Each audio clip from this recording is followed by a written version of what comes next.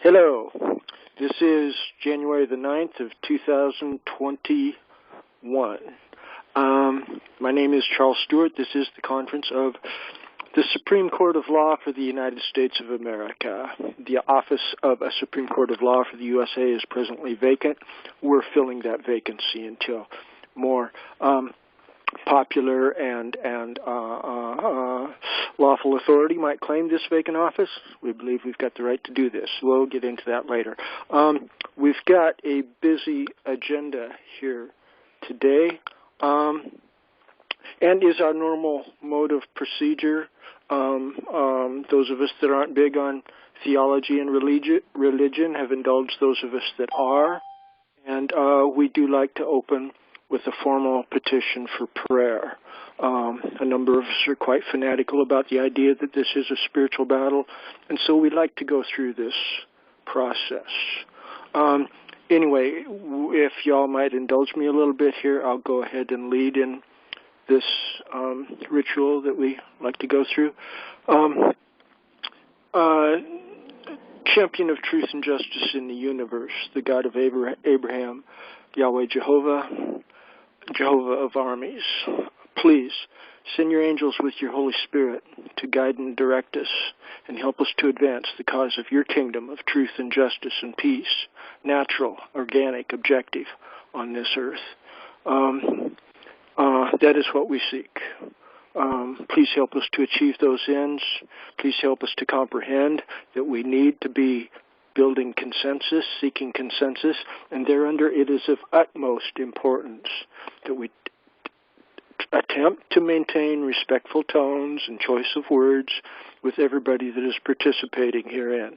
And please help us to, if and when it is necessary, to divide from somebody that's obviously not seeking truth and justice, that we do so in graceful and respectful manners, and hopefully that will not even happen, and that those people will just be staying away from us anyway because they don't even like the spirit of truth and justice that we're radiating here.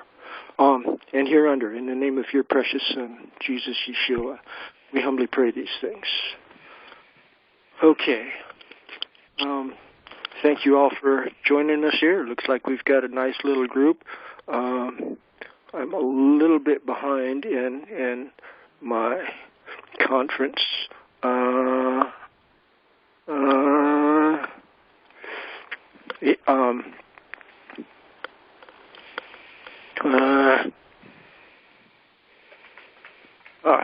There we are. Preliminary matters. Does anyone have any items that they would like to add to next week's agenda? It's too late to get on this week's agenda, but for next week's agenda. Anyone?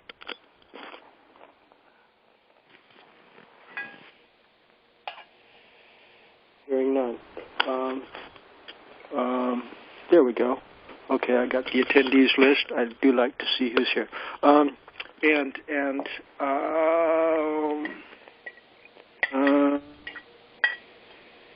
Documents. Come on.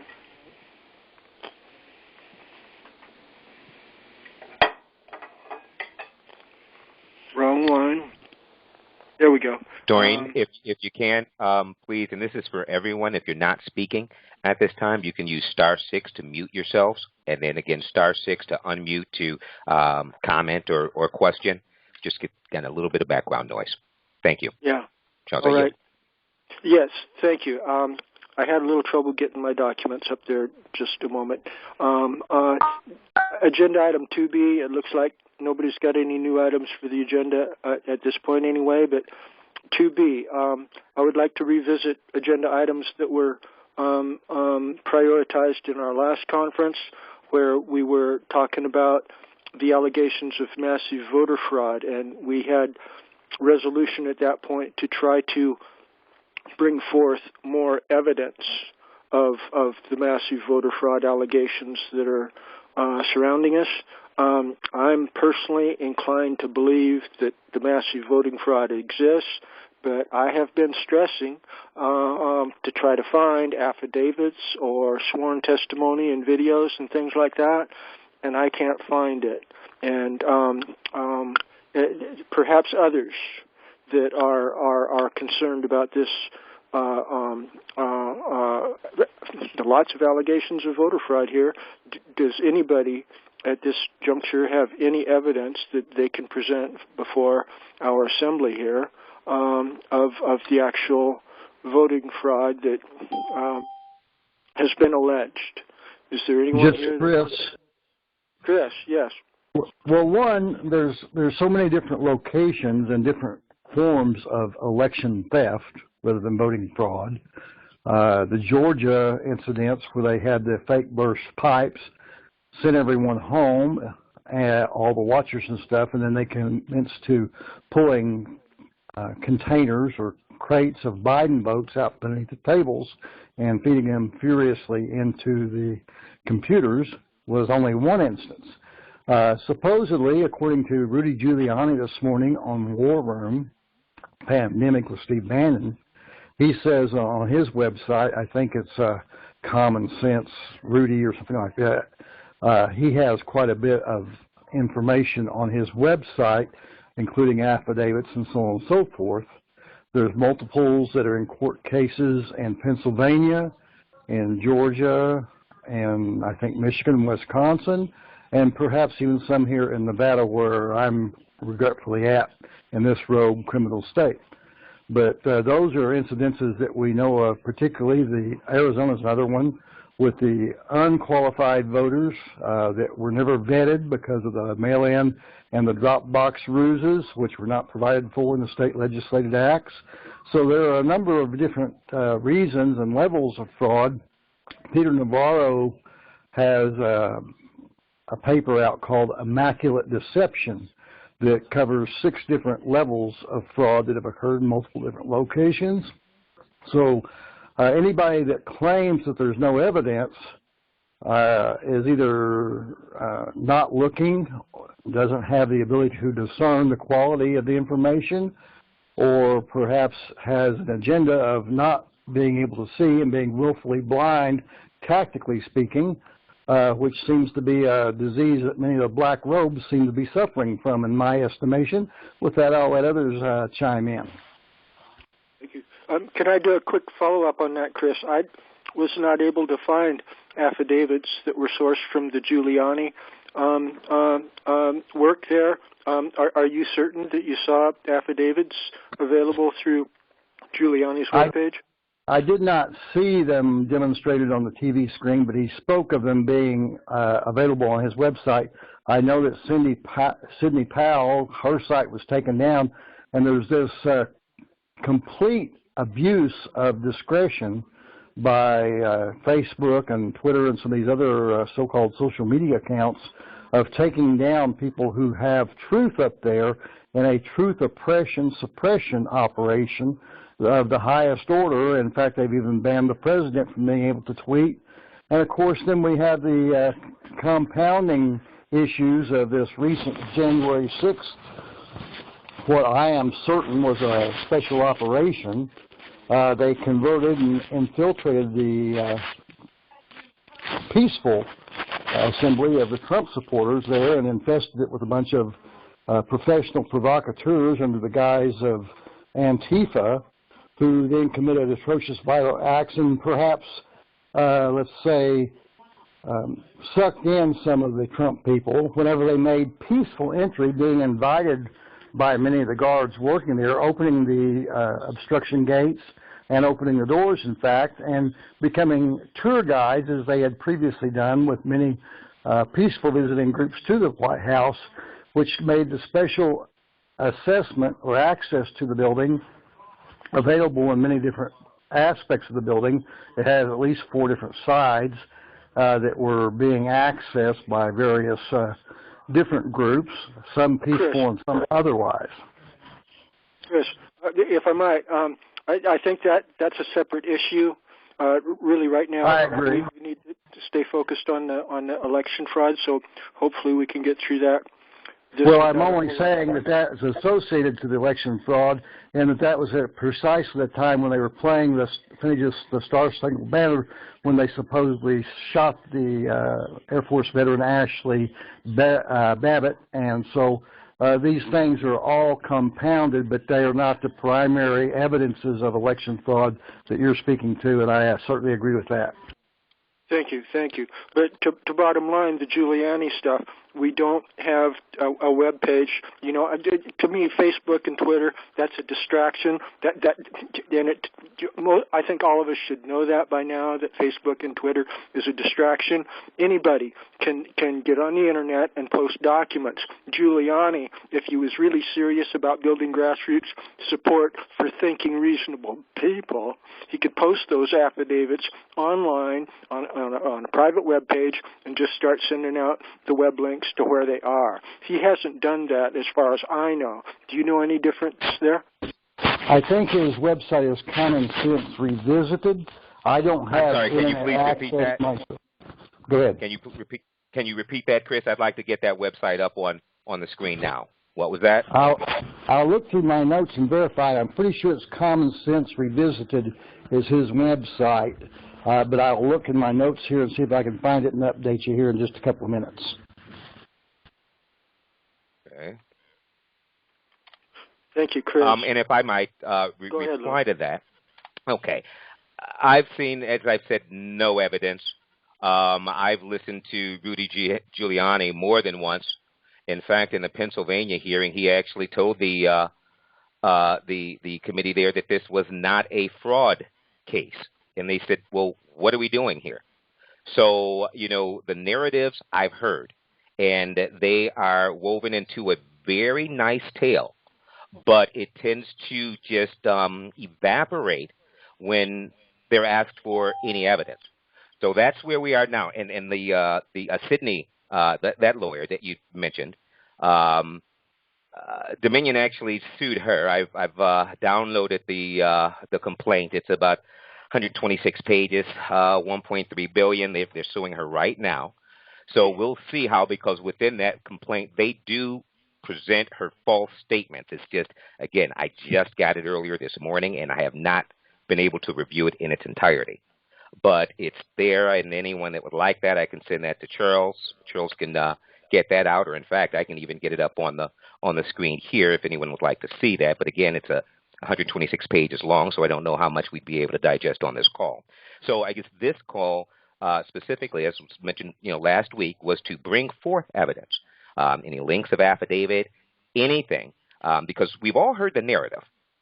So right now we're at the point of, okay, basically put up or shut up, because it's truth time. It's and I know that there's some people that will obviously believe Mr. Trump over the truth. And we have differences of opinion in terms of I call what happened on the 6th, the Capitol riot of 2021. And I think historically that'll be a little bit closer. Point of order, inflammatory statement. Michael, I think... go ahead, Charles. I think... he said some people would believe lies over Trump. No, Trump over truth. Yeah, there you go. Sorry. You don't know what the truth is. None of us do. That's why we're here. Make the we ask for evidence. Is inflammatory. You're doing the same thing you're accusing others of doing in the past. I yield. And I would respond to that. I've just listened to Chris, who gave his opinion of those that do not believe that fraud existed. I gave mine as well. So there should have been an objection there. See, and this is what I have a problem with. Just as what happened on the 6th, that smacks of racial hypocrisy. So what I saw was an insurrection incited by a sitting president. That's what I saw. So if you're gonna make points of order for inflammatory statements, it's got to be on both sides. Let me finish my statement. Then do it with respect. And then go with the point of order. Do it with respect. I've kept respect. You don't have the floor. Whenever I'm talking with Cindy, you don't have the floor at this point. I was addressing Mike. So I need with a that, point of order. Point of order. I believe Lewis has the floor here. I believe Lewis has the floor here. Can we please allow Lewis a brief indulgence here? I think there's necessity of emotions are running deep here, and I don't think Lewis is being excessive in his choice of words. And that was Lewis? all I had to say. That was it. That I was just responding to. I believe that statement was from Chris. So with that, I yield the floor. Thank you, Charles. All right.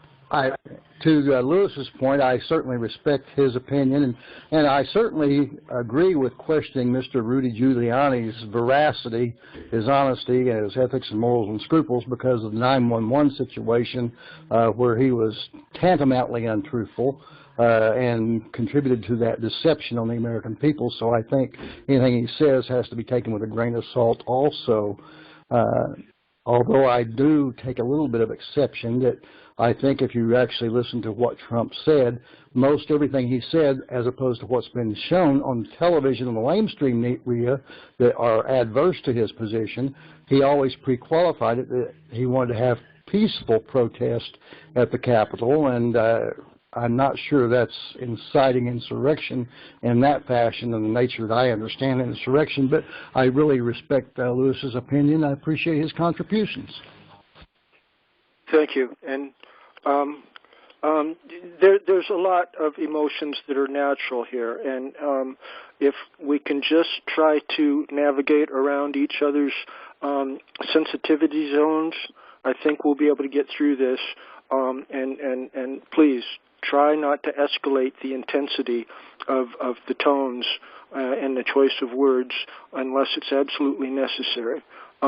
Michael or Cynthia, did you all have any evidence to present in support of our agenda item here or against it or anything like that? I've chose not to waste my time. There are others in the courts right now that are presenting evidence, and I'm going to wait and see what they achieve. I don't believe they'll achieve anything, even though the evidence is there. The courts are totally corrupted, infiltrated.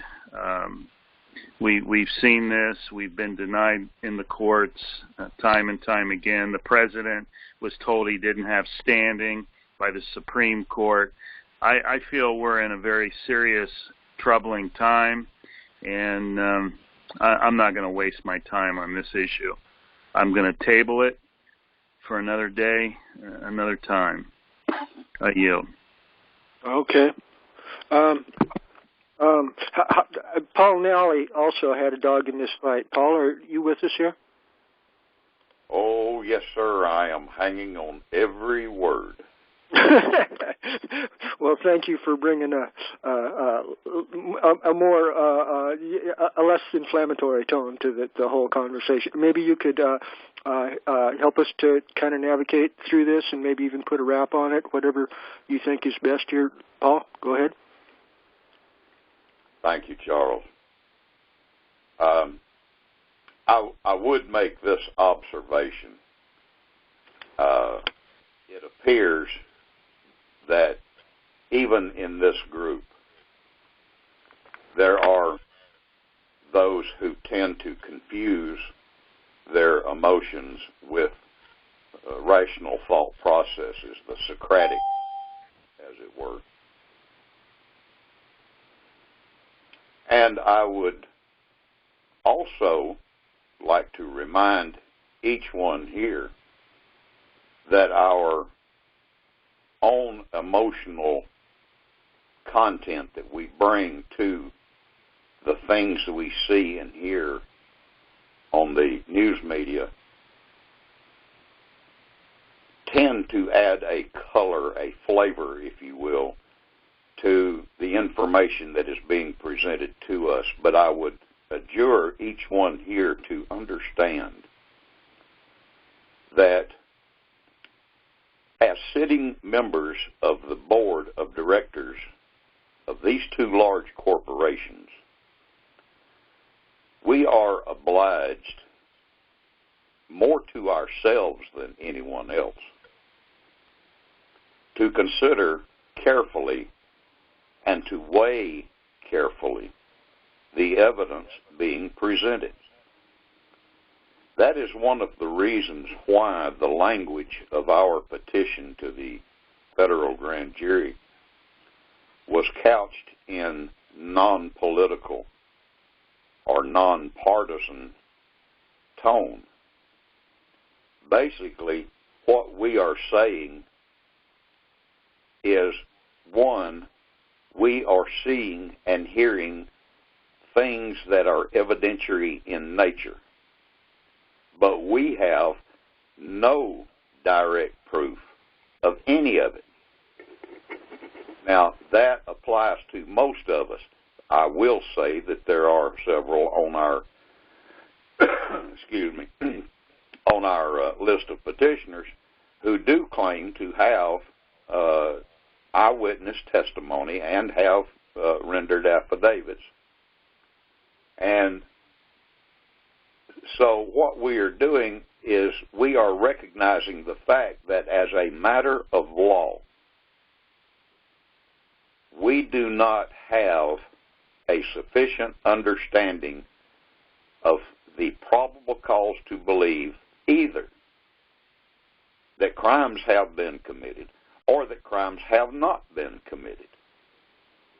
And we recognize that under the law as it currently exists, there is one body, and only one body, in the constitutional structure, the contractual structure of this corporation, who is clothed by law with the authority not only to determine the weight, relevancy, and the sufficiency of any piece of evidence, but they are charged to go out and find and see and hear all of the evidence.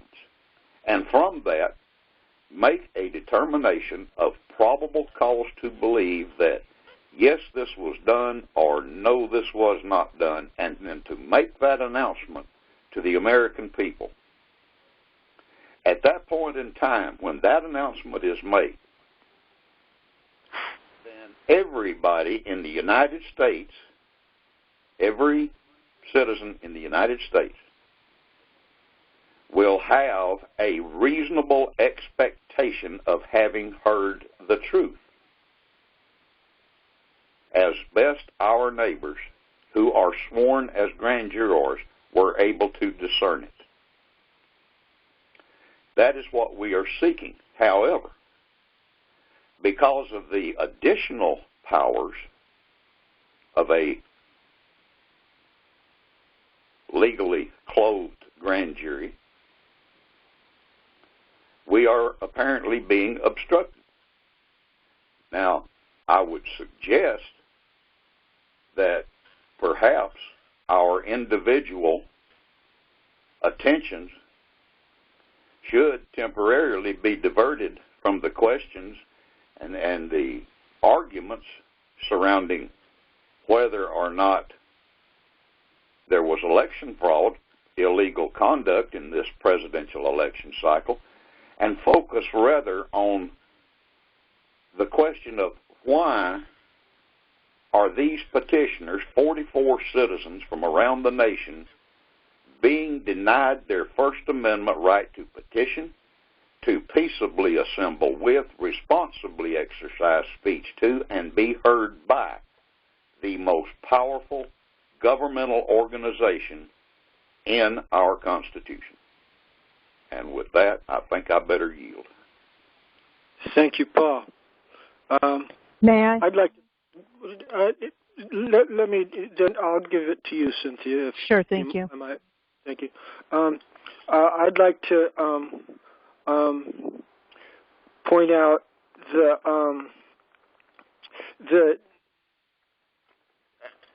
I think I do believe that the fraud that Paul, the obstruction of the process that Paul is highlighting here, that technically speaking, I don't like altering agenda items, but maybe it is worthy of it. But to briefly touch on it as it relates to the agenda item, the process for moving forward to back up again a bit further, there's a common law maxim that for every wrong, the law provides a remedy, and that especially goes in response to criminal complaints. And there's another constitutional maxim that is in most state constitutions in one form or another, that all power is inherent in the people. This means that we've got the right directly to file our own criminal complaints. And even when we go through grand juries, like what Paul's bouncing up against there, it comes to a point where the ability to access the grand jury is being obstructed by criminal behavior. Okay? And when that manifests, when crime number one is obstructed by crime number two, then it's emphatically really time for us to start composing our own criminal complaints based on our own evidence. It sounds to me like Paul's got evidence that there is obstruction in the grand jury there in the federal district court for Georgia, and we should be thinking in terms of a criminal complaint against the people in positions of authority in that federal grand jury in Florida. That would be the next follow-up process. In my humble opinion, we need to take the bull by the horns. Cliff was talking about in the opening discussion here about we need to be really active, not sending paperwork to grand juries hoping they will be active. We can do this ourselves. The law is on our side. We've got the moral high ground and the legal high ground, so I just wanted to share my opinion on that. Paul might have a response, but Cynthia, you had comments too. I yield. Yes, thank you, Charles. My comment is that I would like to apologize for my outburst. It was not, I want to make it clear, it was not in defense of Michael. I am with Michael because of the way I think. I don't think the way I do because of Michael. I have respect for Lewis, and I want to maintain that. There was double standards being spoken, and that's why I did a call. Sorry, my mind is just spinning right now. Call for order. A call to order. So, but I did step over a line, and I just wanted to apologize. I yield. May I? Paul, yes. Is Michael from Florida here? Yes. Yes, Paul. How are you? Michael. Yes, sir. Have y'all done anything with your grand jury petition, your federal grand jury petition yet? No, I've chose to table it for now. Let me proffer, please, okay, a suggestion that just pierced my mind while Charles was speaking.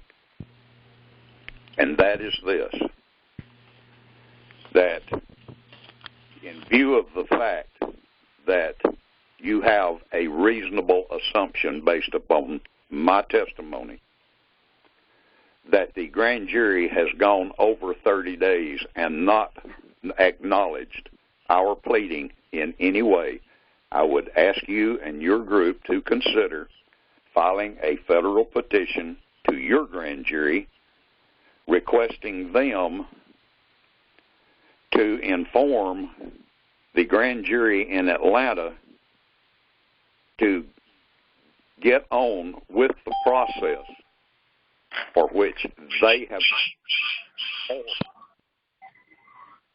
suffered an investigation by your grand jury.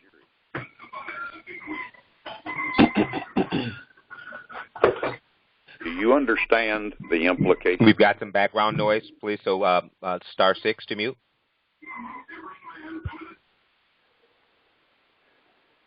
Thank you. Go ahead, Paul. Now, Michael, do you understand the legal significance of something like that? Yes, I do. Would it be considered a mandamus on our part? Absolutely. It would be a grand jury mandamus to another grand jury. And it would be done under the threat.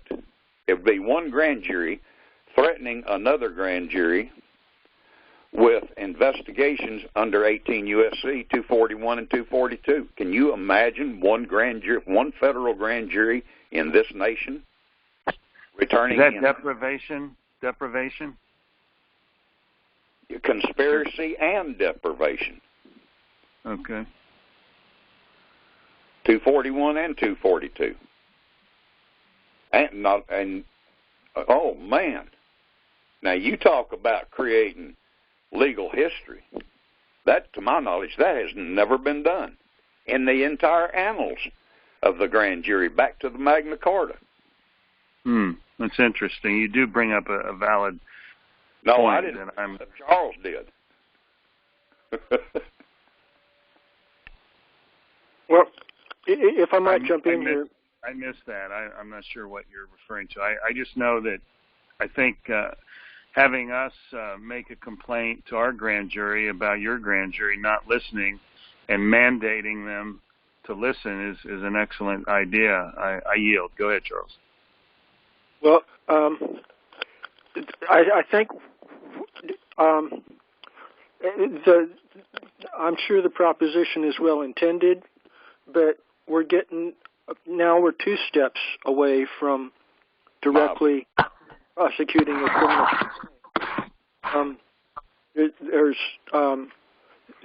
We have no formal criminal complaints before grand jury number 1, and the complaint that Michael would be bringing to his grand jury to investigate the first one probably wouldn't be based on a criminal complaint being presented to the second grand jury. And so I can't help but think that we're getting farther away from our goal rather than closer to it, as if we were just doing criminal complaints based upon our own knowledge ourselves. Charles, if I may, why would you claim Paul has no criminal complaint? I haven't seen it. I would certainly have seen it by now. Paul would have presented it to me. Paul, do you have a criminal complaint? Thank you for asking, Charles and Michael. May I interrupt? Please. Yes. Thank you, Charles and Michael. I do not, at this present moment, have a typed-up criminal complaint against the federal grand jury for the Northern District of Georgia. However, within 24 hours, I can cure that problem. Now, I do not know your practice and procedure in your common law court, but if you could provide me with the rules for filing, I most certainly would be willing to lodge a criminal complaint against this grand jury. Now, you'll have to keep in mind their names, their mailing addresses are all secret. They will not be revealed. They will have to be discovered some other way. But as far as a corporate entity, yes, I can charge a specific federal grand jury with violations of 18 U.S.C. 241 and 242. Now, as I said, if you will provide me the requisite procedural rules, I will comply. Thank you, Paul. The procedural rules are basically traditional common law due process. Once we get a complaint filed before us, we'll put it on the web page so people can look at it, because we're open and public. We're in the light of day, and then we'll just start following due process of law in conferences like this to try to build a consensus amongst 12 about what is the merits of the complaint before the court. Thank you. I will begin drafting tomorrow morning. Okay. Well, there's another issue here too that I was hoping to be able to communicate to you, but apparently I didn't. Is that even your first complaint before the grand jury, that was because you suspected that there was crimes committed in the vote counting process. Isn't that true? Correct. Okay, well, I think we've talked earlier that you know at least a few people that have seen things like this and that may be willing to submit affidavits in support of that. Is that true also? Yes. Okay, well, see, at that point, either they or you or some other volunteer could step forward to prosecute criminal complaint number 1 about the actual real issue of whether or not there was criminal vote counting going on here. That's where we really need to be. Instead of had one grand jury focus on another grand jury that's supposed to be focusing on issue number 1. What you just advocated to Michael is issue number 3. We need to be focused on issue number 1 and then focus on issue number 2 and then try to think about whether or not Michael's got a corrupted grand jury there also in Florida. I see what you're Charles, saying. if I may. Lewis, yeah. I mean, okay. You know, on more than one occasion on this call, I've indicated my support for Paul's petition because as I comprehended, and Paul, please correct me if I get anything wrong here, what Paul did or what they're doing, Paul and the other 44 there in Georgia, they put forth a petition for the grand jury to investigate the alleged fraud in any state. And it was because of that, an investigation where it would be determined where either there was fraud or there was not. And then the findings communicated to the people. Now, if this body were to take on a criminal complaint of the fraud itself, then we would need someone to investigate that matter. And I don't know that we have the resources to do a thorough investigation, which is why I was supporting the effort there in Georgia. Because if you can get a federal grand jury, they've got the resources to go anywhere and subpoena any information that they need from anybody. You are correct. Yeah. So as such, I see that as a powerful move. I really do. Now, if this body would like to take up an action, it should be then that this federal grand jury has, we don't have to use, we can use the language of USC 18-241 and 242 without the statutes. Still, if 2 or more persons conspire to injure or oppress, and I think that's where we are, they're oppressing the petition or any information coming forward. So if we were to take that position, I think we would be in our proper status, our proper position. If we're looking to step in because the Georgia grand jury has failed to act, then we act then as a body that needs to hire investigators, provide volunteers that have the ability to investigate, and our resources at this time I don't believe are where they need to be in order to conduct a full and thorough and complete investigation. I yield for any response. May I? This is Mike. I think the problem is the court in Georgia has failed to communicate. Their time has ran out. Is that not correct, Paul? Correct. So the failure to communicate their decision to pursue the inquiry or not is the liability. I see that as a clear liability. Am I incorrect, Paul? No, you're not. And if I may interject, just an option. I yield. Go ahead. Okay, I'll allow me to interject this. In Georgia's Title 24, which is the Georgia Law on Evidence, there is a provision which provides that if you receive a correspondence from someone else, then you have a duty, especially when there are allegations, but the law basically says if you receive it and you do not answer within a reasonable time. Now, reasonable time is a phrase that has been defined by the Georgia Supreme Court as a maximum of 30 days. So if you don't respond in a reasonable time, then the presumption of law is that you admit the proprieties of your correspondence. So basically what the grand jury has done is they have said to the world, under Georgia's law of evidence, you may now presume that any allegations raised in this petition to us are valid. That is basically what they have admitted to. And I think Lewis does raise an extremely salient point here about the expense involved in investigating.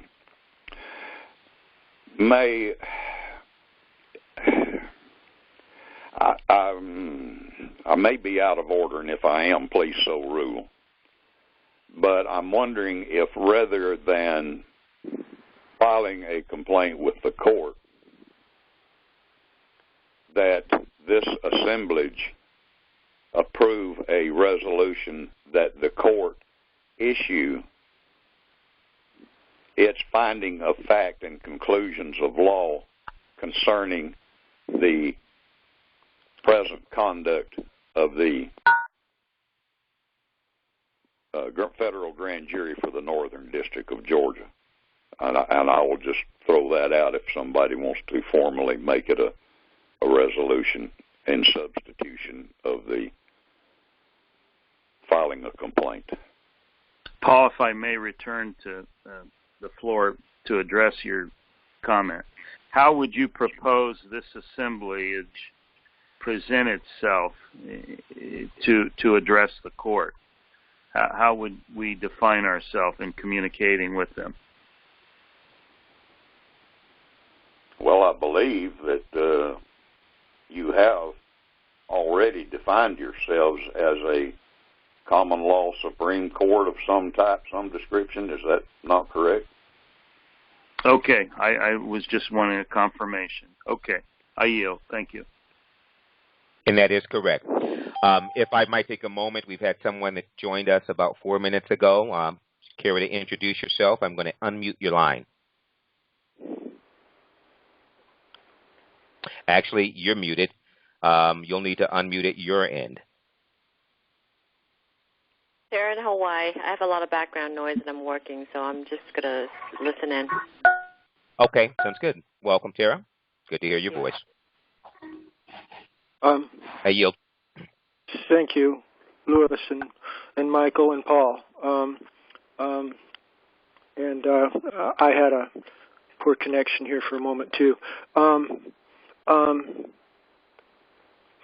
there was a little bit, a couple of points of confusion, but one of them is the court that you're talking about. I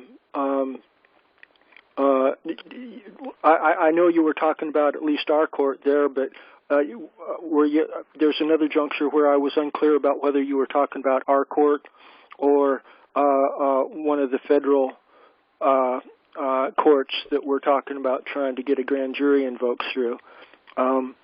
Can you shed a little bit of light on clarifying if you're talking about getting? Yep.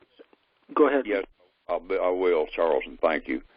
If this assemblage would like to have its voice heard, or at least seen in writing, then it can take my testimony and any of the other 44 that are petitioners with this and use our testimony in order to send a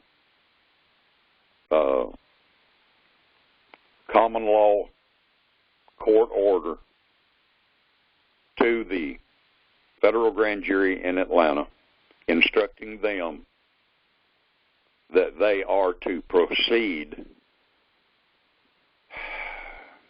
There's a Latin phrase for that. It's procedendo ad justitiam. And basically what your court would say to the grand jury is, y'all need to proceed to justice, which means do your job.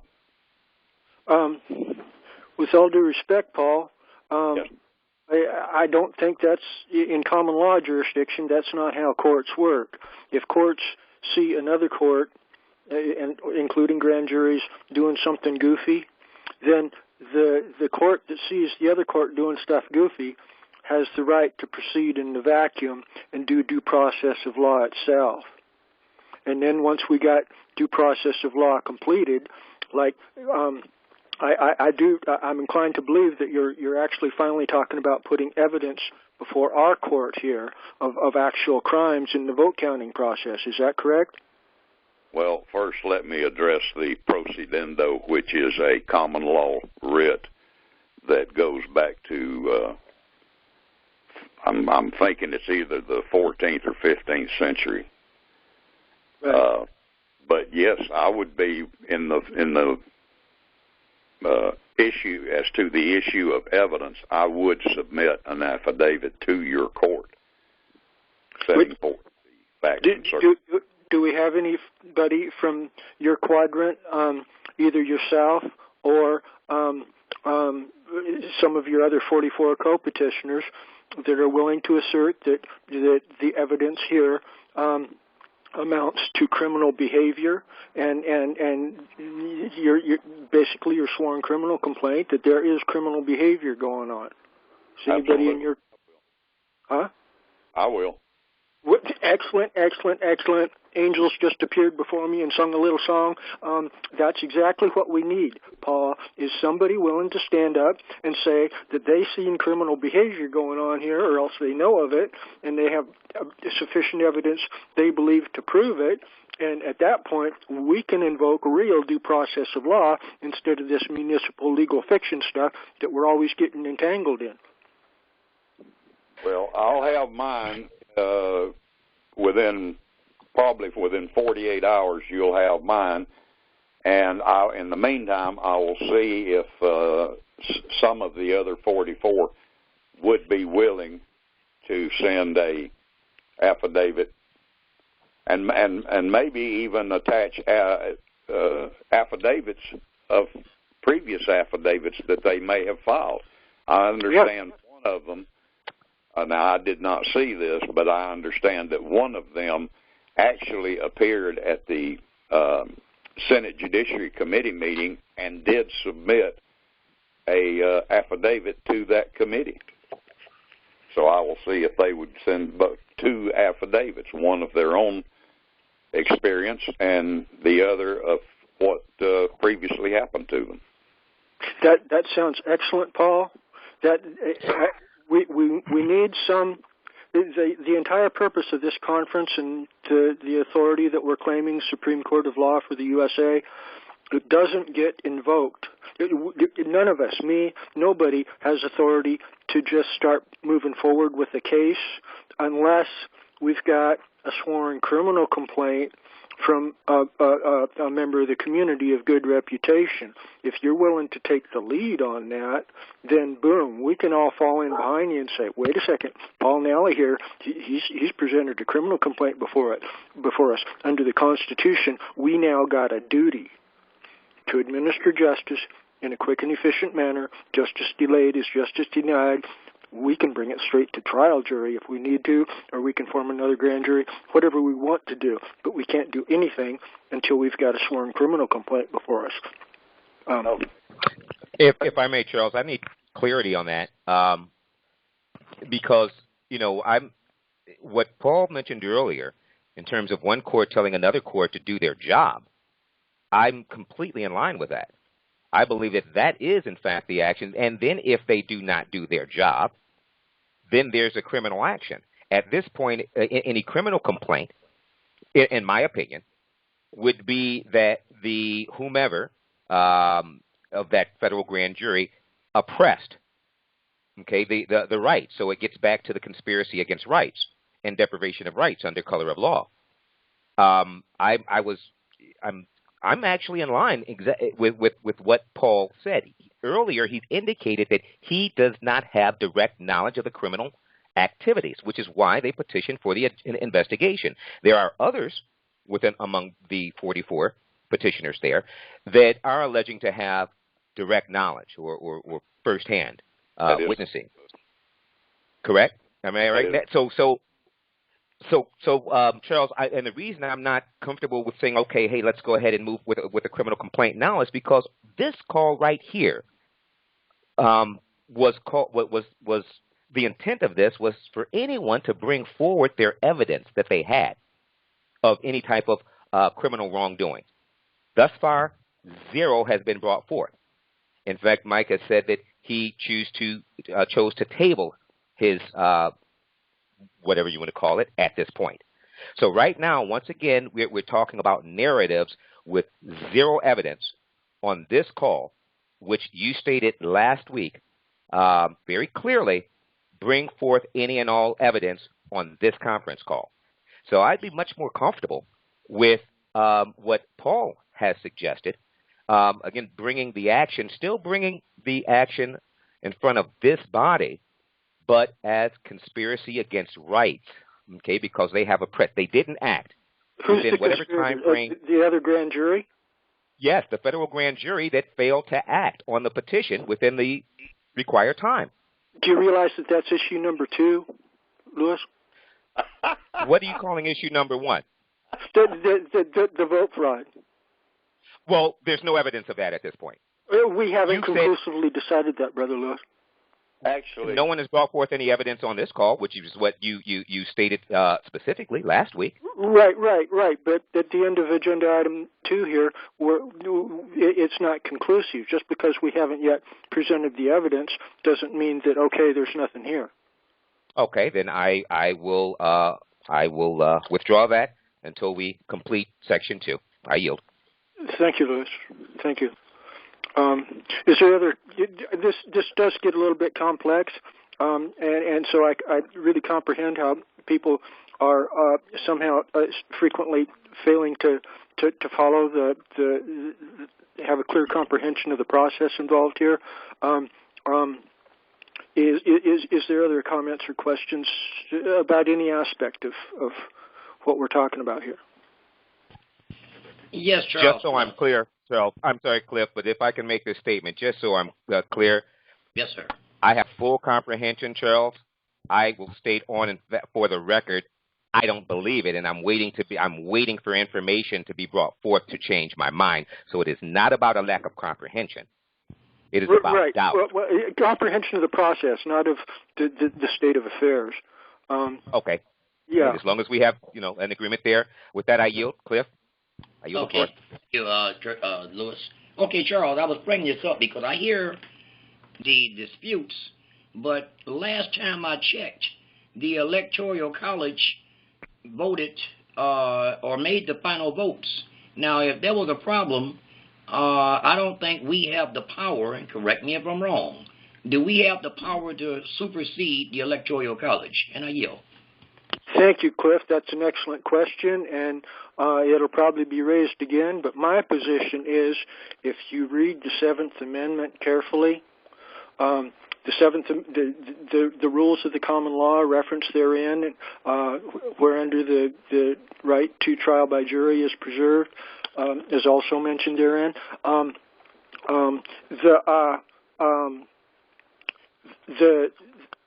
The trial by jury process under common law is a higher form of law, and it decides issues of factual controversy about whether the evidence is strong enough or weak enough, stuff like that's factual controversy, and those facts are tried by juries. That elevates us to a higher system of law. See, what you've got there with the so-called Electoral College, and basically that college is a common law jurisdiction, but they're not following the rules of the common law as enlightened views interpret the rules of the common law. The rules of the common law really reach their apex through a jury. That's at the higher law level, and they're under, because the Electoral College, their decision is a majority rule thing. That's an inferior decision. It's municipal. It's Roman Empire in its nature. It's not really following rules of the common law.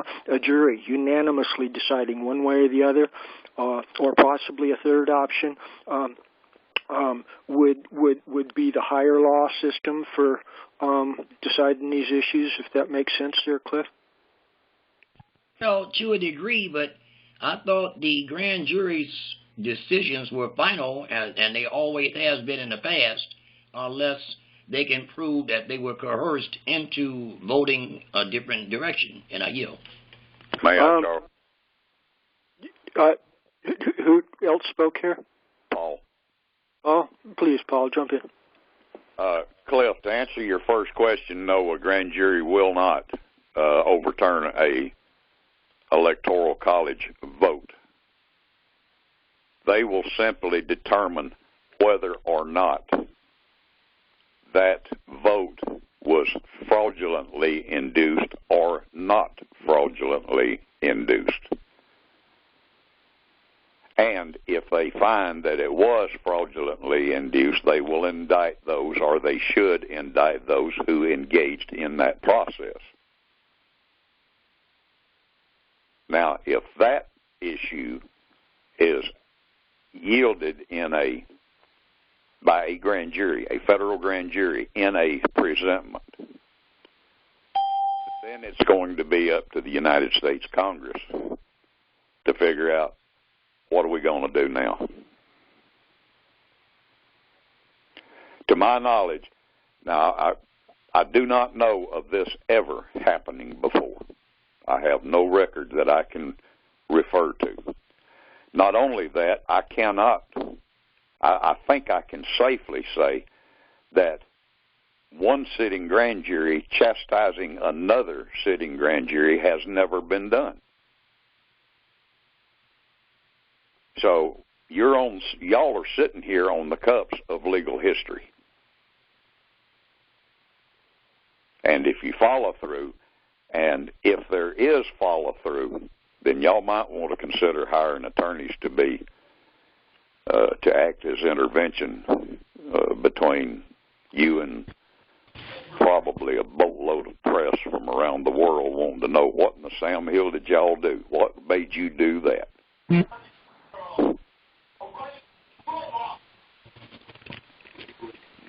There are a couple, if Paul is through, I'm not sure. I yield. There are a couple of other issues that I think demand some attention related to the overall temper of this discussion, and I think Paul's points are valuable, Lewis and Michael and everybody else on here. It's very critical that we're all concerned about the lawfulness or the lack thereof.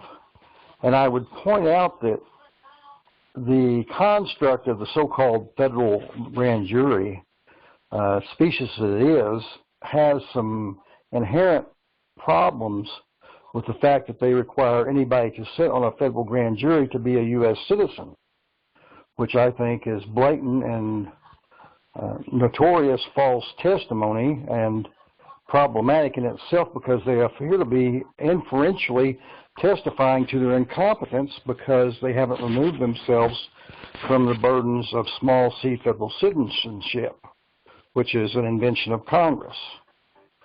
Additionally, under the Federal Election Act of 1867, which is dubiously whether it's constitutional or not, and I think other minds will probably decide that, but the Electoral College being tampered with, and Pence himself being somewhat of a turncoat and Judas Goat, if you will, he apparently revealed his true colors, which many of us have been highly suspect of for quite a long time. And it appears to me that since the people created the government and all the agencies thereof, that ultimately the Supreme Court that we the people form as assemblies may have more power and authority than a federal constructed so-called Supreme Court. And I think that's something that bears some meritorious examination. I'm not totally clear, but I'm pretty sure that we the people in the original constructs of the founders, at least on the 1785-87 area, is that we form the government and all the agencies thereof are under us. But I think those are issues that should be settled and are certainly in question here, and I was certainly interested in what Paul and Charles and others on this call have to say about those. Thank you very much. I yield. May I, Charles? Yes, Paul, go ahead. Thank you, Cliff. Chris. Thank you, Chris. Paul, go ahead. Okay, Chris raised some interesting issues and he is right. They probably should be addressed. However, I would point out, now keep in mind, I'm not talking about every other court in every state, but in the state of Georgia, you do not have to be a citizen to go before a grand jury and stand in the place of a state's prosecutor. A little tidbit of Georgia law I thought I'd throw in there.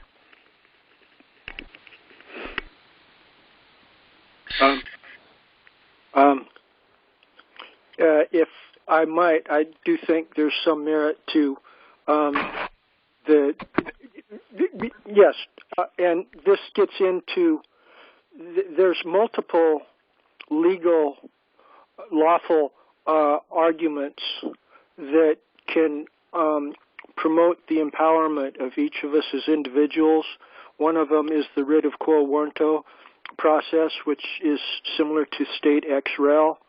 The terms are synonymous, and that authorizes, there's statutes authorizing the quo warranto state ex rel process to remove any public servant from office through a direct complaint that they have abused the position of their office.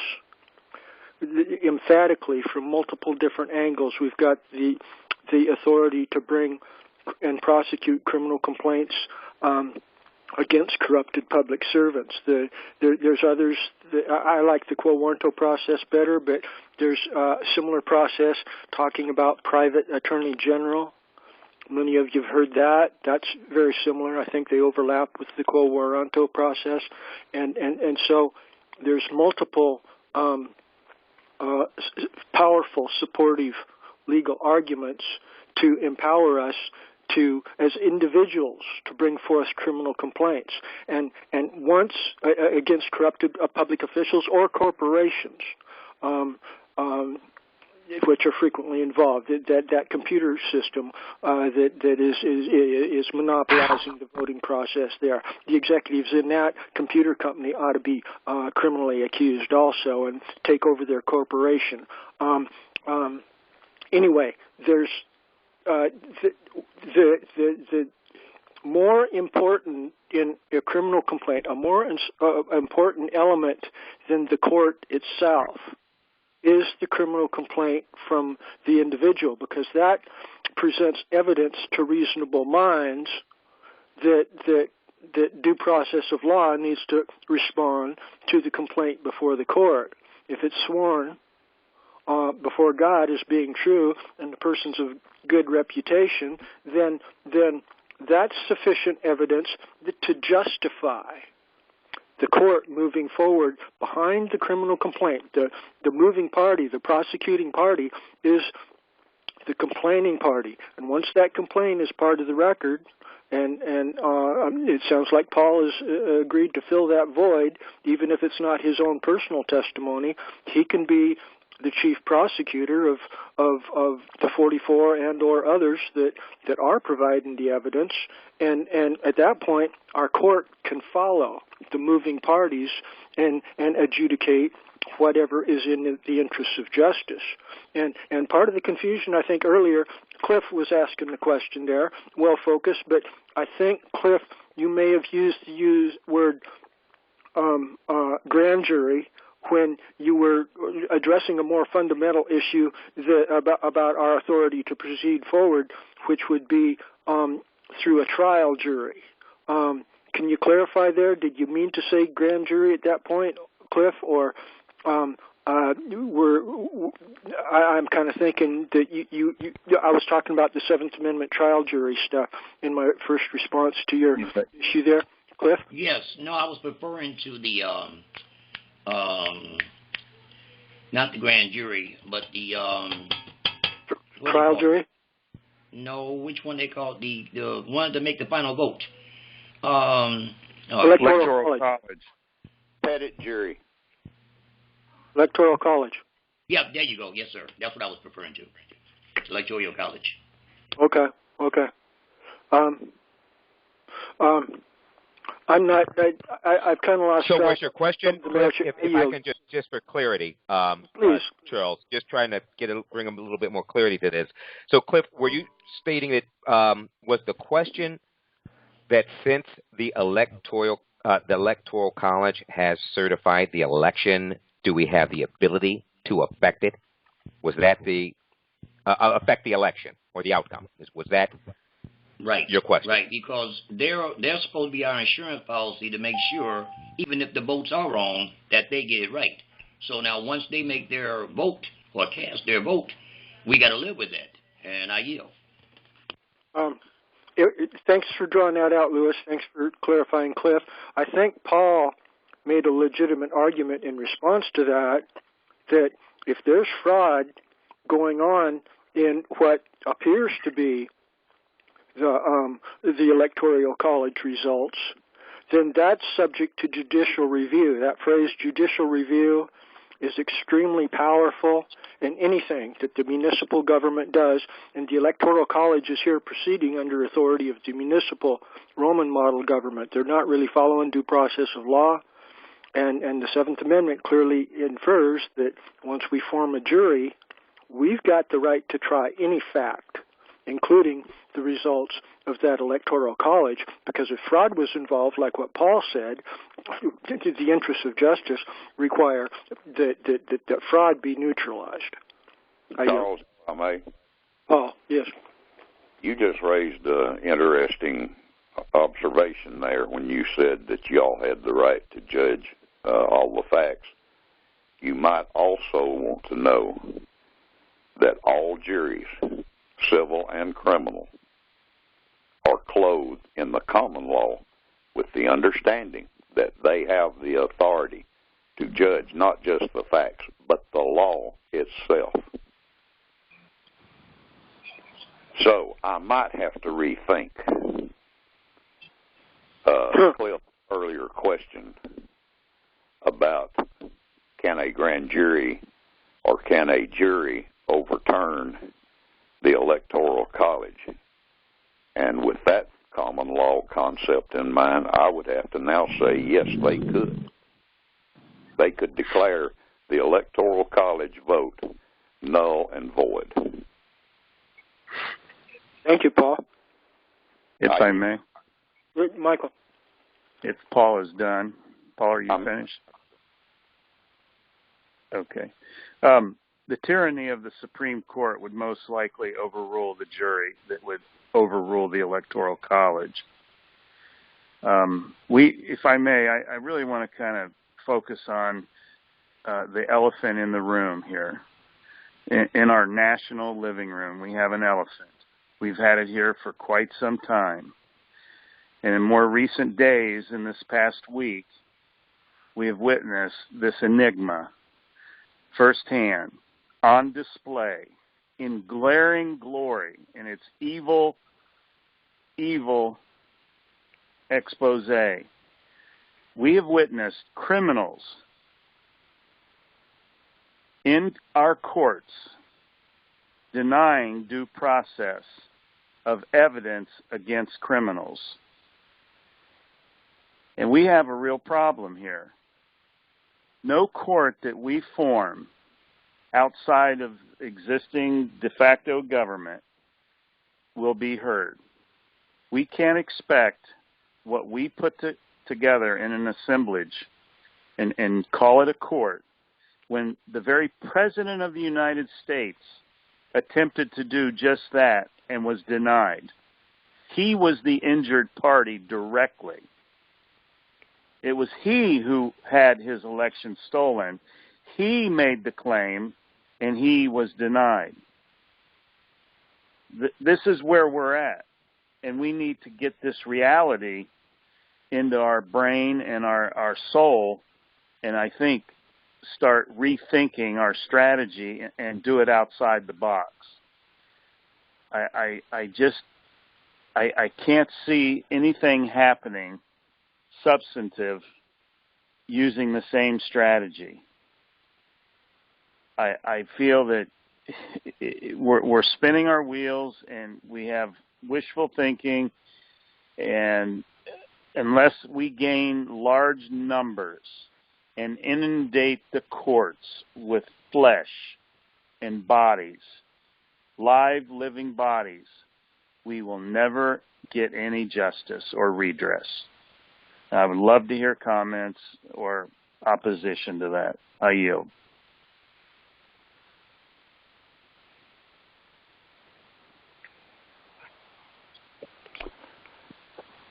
If I may make an observation, Charles. I was talking. Go ahead, Paul. I was trying to talk. I had my mute on. Go ahead, Paul. I apologize. Let me shut up and you continue. Well, I did want to respond to Michael's points there. Thank you, Paul. I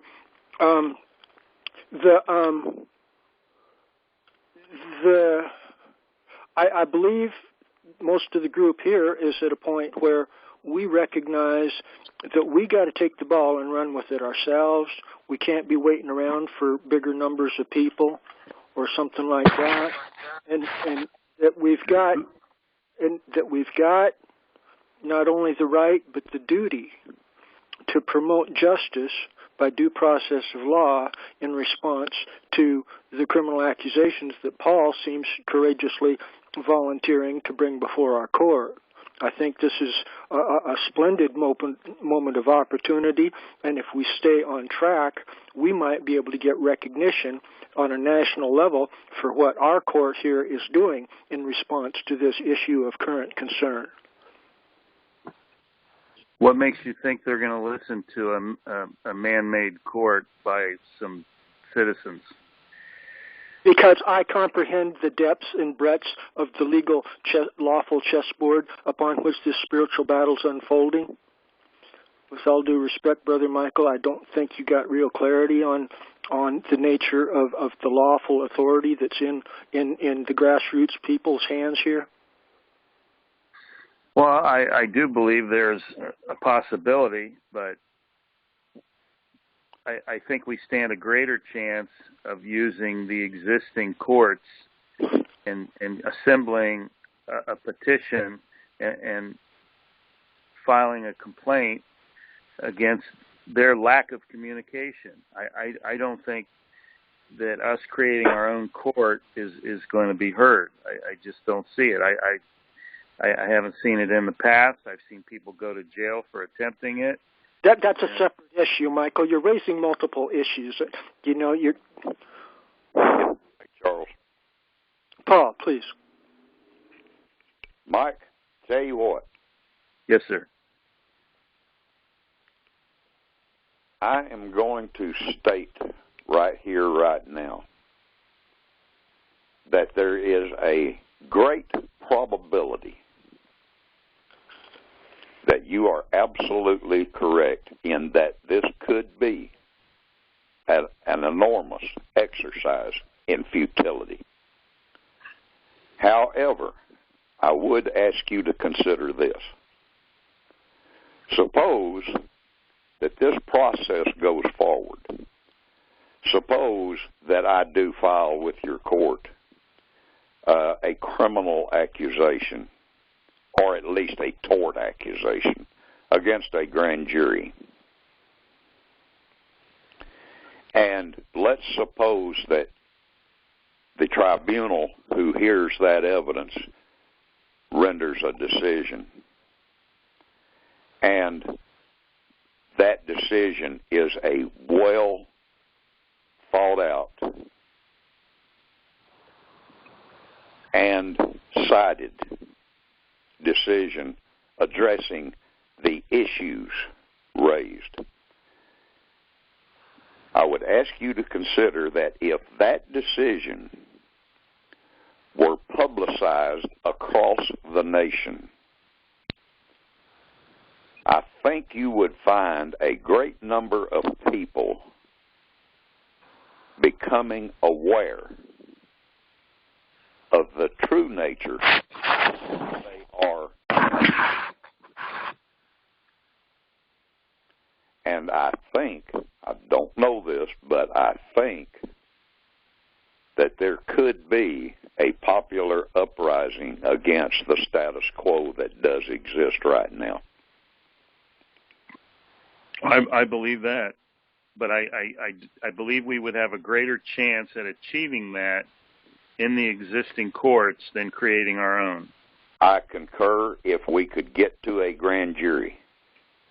But you can see, I don't know if y'all are all aware of this or not, but after that letter from our attorney got to the United States Attorney's hands, it wasn't but a couple of weeks, and all of a sudden he has tendered his resignation as an assistant United States attorney for the Northern District of Georgia for unexpected circumstances.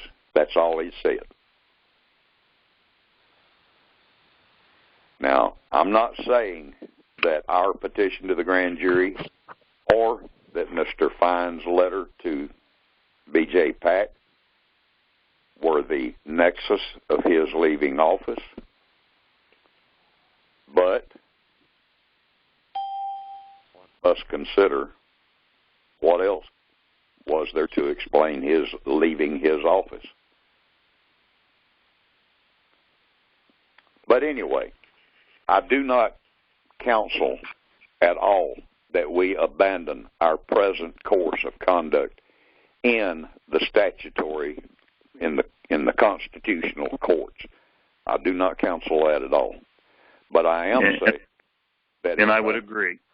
But I would say that if this effort were to come forward and be publicized, then God only knows when somebody reading about this case from a common law court of inquiry might get summoned to serve as a grand juror on a federal or a state court, and when they get there, say, "Hey, folks, get your head out of your fanny. We got a problem." And then all of a sudden, you may have 3 or 4 or 5, maybe 10 dozen grand juries around the country, all of a sudden taking a long, hard look at the political status quo. All right. If I might, Paul, are you? I yield. Thank you. I'd like to point out that, point of clarification, Paul, again, you seem fixated on the crimes of the first grand jury, bringing that before our court. I was under the impression that we were communicating about the agenda item issue of the voter fraud, that there's crimes there.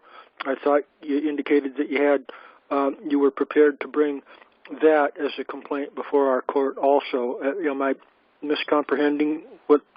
No, actually, I'm in my mind right now. I'm thinking doing both. Very good. I was thinking we can do that too. Yeah, Michael may be correct. We may just sprat like a bug against a windshield in regard to all this, but we got to do something. And this is something that we can do. And further, we're following due process of law in more quick and efficient manners than the de facto municipal courts do. The lawyers that see what we're doing will have light bulbs go off in their head. And they'll immediately start questioning, well, what's the foundation of all of this? And once people realize that we got lawful foundation to form our own courts and to adjudicate nationally significant issues like this, then it's game on. Then we've got the power. Or at least it's a moving ball in the court that we can affect. Right now, I'm immensely troubled by Michael's continuing proposition that we need to rely on the de facto federal courts in the name of God. I think they've proven that that's where we splat like bugs on the windshield. We never get through those. At least here, we've got a fighting chance, and we can go for the minds and hearts of the people here directly through our own YouTube videos and things like this. And at that point, we are positioned solid under the Seventh Amendment. We will produce a fact tried by a jury that basically cuts through all the federal municipal gobbledygook.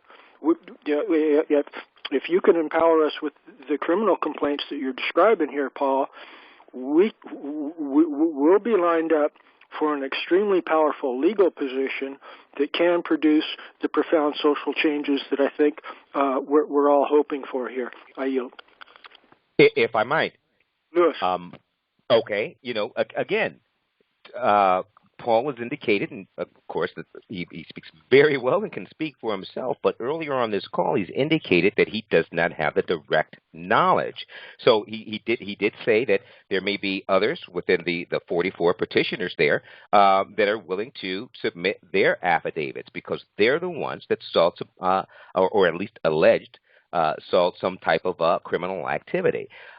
Without that, what Paul has the ability to bring forward, again, correct me if I'm wrong, is his claim or complaint is within U.S. 18, 241, and 242, the language. We don't have to quote the statutes.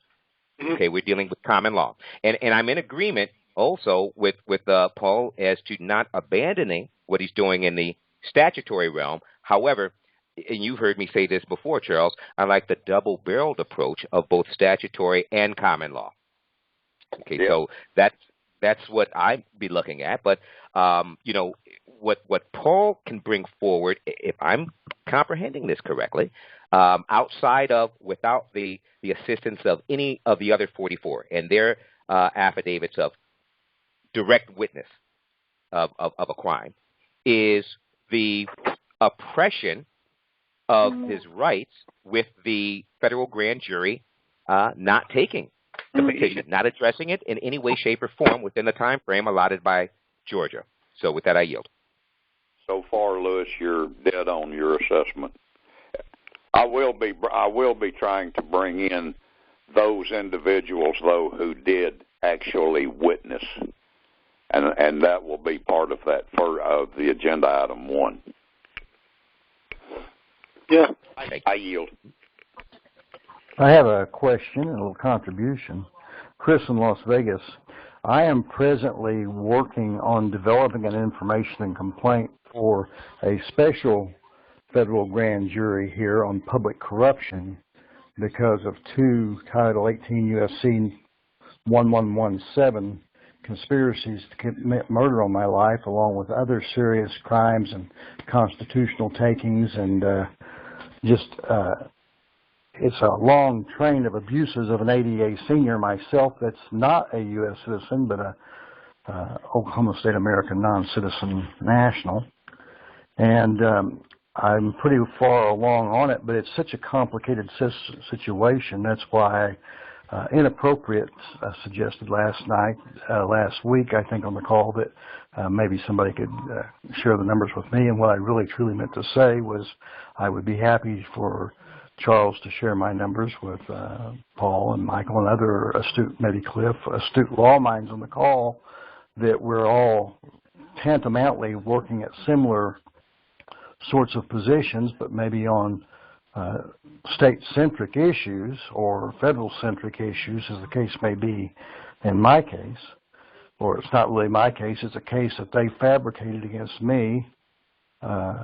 There are 2 cases that are in the news that are pretty noteworthy. The Carter Page is one that's recently been brought in the federal courts. The Roger Stone, the General Flynn, the Huizar in Los Angeles, the city councilman, maybe it's San Francisco. He was a city councilman out there that was brought up on abuse. There's the Puana, P-U-A-N-A versus Kealoha case in Honolulu, Hawaii. In fact, I just watched a Steve Leto Law on YouTube this morning about they got 7 years on Louis Kealoha, the former chief of the Honolulu PD, and 13 years on Catherine Kealoha, who was Louis's wife and the assistant chief district attorney for Honolulu's prosecutor's office, and abuse of discretion, including high-level members of their Honolulu PD criminal investigation unit, which I have. It's substantially similar to the case of public corruption I have here in Las Vegas in my particular situation. And it's just so horrific that this is really, the whole criminal justice system has been cancerously infested with criminals, and they are preying on the positions of the people around the country, murdering people, silencing witnesses, stealing private property, homes, cars, and anything else they can get their hands on, breaking up families through CPS, CPS, DCF services, child sex trafficking and human sex trafficking and human body part trafficking. So the corruption is so insidiously deep and broad around the country that it's making it very difficult for people seeking justice to find anything through their bar court centralized Sovietized system, that it's forcing us to go outside. And so I'm considering, of course, going ahead with their process as best I can, but I think the duality of taking it into the common law realm along with the so-called federal centralized Sovietized system both have potential merits, but I'm not convinced of any real justice availability in the federal system. That's why the only hope that I see is really taking it to the court and the court of public opinion, in my estimation. And I thank you for tolerating my carrying on. Thank you, Chris. I think you did stray a little bit off of our specific subject matter here, but the larger issue of the epidemic of corruption in the federal courts, you illustrated nicely, and I think that needs to be re-emphasized, because how many other people, multitudes of people, have splattered like bugs against windshields in the federal court system and the similar municipal court system of the states. Those court systems are top-down authoritarian. They do not allow individuals to bring criminal complaints themselves. You got to go through a corrupted prosecuting attorney.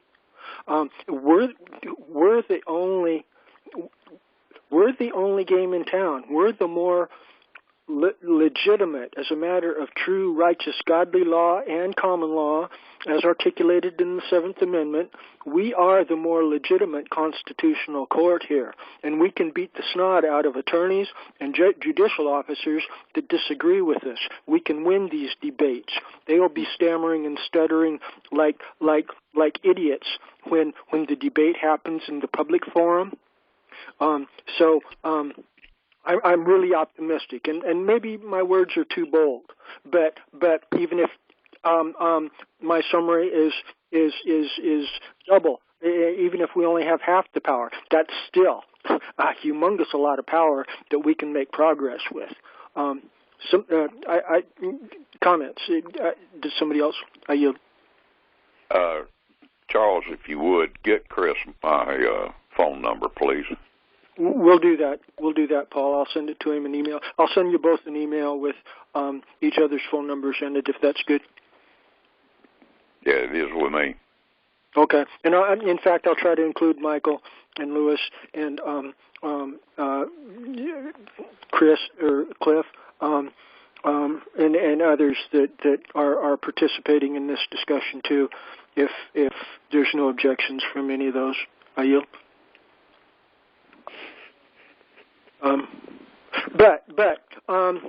So to put a wrap on the election fraud allegations that have been before our court. I think we should keep this as an agenda item, even if Michael doesn't want to assume point on prosecuting. It sounds like maybe Paul can kind of... If I may. I yield. Go ahead, Michael. Yeah, that's not what I said. I just said I wanted to table it for a more appropriate time, a more opportune time. Okay. And I think I would prefer to focus on what Paul is doing in Georgia and wait and see what happens with Mr. Favorito's case. He's a friend of Paul's. On the 15th of January, that case has agreed to be heard regarding the machines. Is that true, Paul? The 15th of January? That is my understanding. However, anything can happen between now and the 15th. They could, a judge could go on vacation and then it gets delayed again. So God. That's correct. Oh, I'm sorry. Go ahead. I didn't mean to step on you. No, I'm sorry. I yield. Okay. And just to conclude, it does need to be recognized that 35 states, through 147 different members of Congress, objected to the Electoral College results. I'll repeat that. 35 states, via 147 members of Congress, objected to the results of the Electoral College, and it was denied, along with the President of the United States requesting his day and his due process in court was denied. Just for reality's sake, this is where we're at. This is the elephant in the room, and not to mention 20 years ago, after 9/11 happened, since that time, we have had 3 grand jury demands by a team of 6 lawyers representing 3,200 professional architects and engineers with over 300 witnesses accompanied in the military, officers of all 4 branches and multiple agencies of intelligence. So clearly, we have a problem. And it's very, very, very, very serious. And it's not time for child's play. It's time that we use the greatest strengths that we have and resources that we have. And that's all I'm saying. I'm not trying to be a defeatist in our efforts, but I think we should take the path that stands to achieve the greatest results. If and then we fail, then we might want to consider forming our own court and our own militia and our own justices of the peace and town constables. But right now, I think using the existing system, which does have remedy available, there have been many proven examples of that in very recent contemporary history. Remedy has been found, and that's where I stand. I'm not saying let's give up. I'm not saying abandon the town constable model that Charles has proposed. I would prefer more of calling our court a court of redress rather than or calling it a Supreme Court of redress. I think would be a more appropriate. When we try to call it something that already exists, we set ourselves up for mockery and failure in the eyes of an ignorant populace. We must remember we're dealing with ignorant sheeple by the millions. Hey, if I might. Yes, I yield. Go ahead, Charles. Thank you. Well, thank you, Michael. Ignorance is exactly our battle, and the phrase court of law is the most powerful position on the chessboard. And with all due respect, Michael, I don't think you comprehend the kind of power that's at our fingertips to invoke meaningful remedy presently. And I think you're taking the long way around when we can can go direct to affecting significant change immediately and promptly in the real world here, and reliant on the de facto courts that you're advocating that we challenge our remedies, our energies in. I think the vast majority of us on this call recognize that that is a bad idea, with all due respect. Why don't we take questions, Michael? You got to respond. I yield. Yeah, I'd like to hear if others feel that way, that the existing courts, if that's a failing path, then why are we entertaining it with Paul's case? We're not. We're entertaining Paul taking his case before us. That's not how I understood it. That would be a secondary achievement. The primary goal and pursuit is taking it before the state of Florida and asking our grand jury, petitioning our grand jury to provide a mandamus to the Georgia court for failure to communicate. That's the injury. That's the offense that we're focusing on. Lewis. To answer Mike's question, I would be one that thinks that the common law position is the superior position. I do comprehend completely that it is often ignored. You're talking about by the ignorant populace as well as the de facto administrative courts, which is why I spoke of the double-barreled approach. But I certainly believe that as the populace becomes aware, and there's an education piece involved in that, and all of us on this call, are charged with educating someone, bringing someone aboard. Cliff spoke earlier about active. This is not and Charles, at our earlier conversation before we started, I think the recording, not a spectator sport. So as the populace becomes aware of their power, the sleeping giant, because they are ignorant, and as they become aware of their power and their authority over the de facto, I believe that we will grow. But in the meantime, we need to address issues now. And therefore, I suggest the double-barreled approach, not abandoning any action that's going on in the statutory realm. However, bringing that same action to our common law court. And I believe the Supreme Court of Law is the supreme position. And I've talked about this not only on this call, but our calls on Wayne County and Michigan, how we might also, integrate this body and even create a Supreme Court of Law at the state level. But it takes people. It takes people, and that's where we are. And you and I, Mike, have talked about this before in terms of our numbers. So that's one thing that we actually agree on. Our numbers, we must grow our population, educate our population.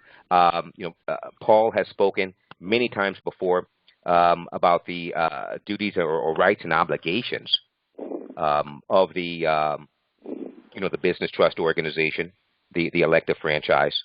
Some still refer to it as a straw man. I like to leave that mystical language out of it and call it exactly what it is. And it's an elective franchise, and we need to take control of that entity and act accordingly. So with that, I would yield. This is Nikki. Nikki.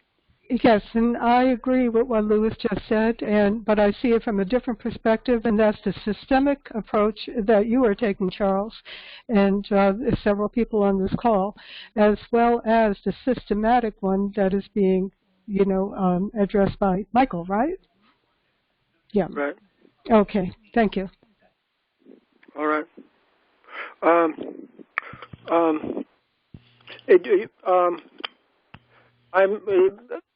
There was a lot going on there. I would like to put a wrap on this. I don't know how our time is holding.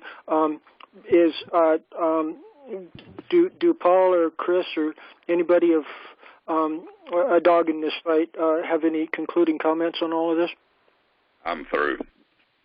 Okay, I have a question, Paul. Is the attorney that resigned that you spoke of, is that Michael Sherwin, the assistant ADA or district attorney for the USA? No, sir. His name was B.J. Pack, and he was the Attorney General for the Northern District of Georgia.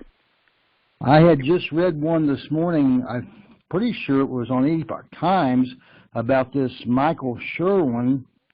He may have been, he was the D.C. U.S. attorney that resigned there.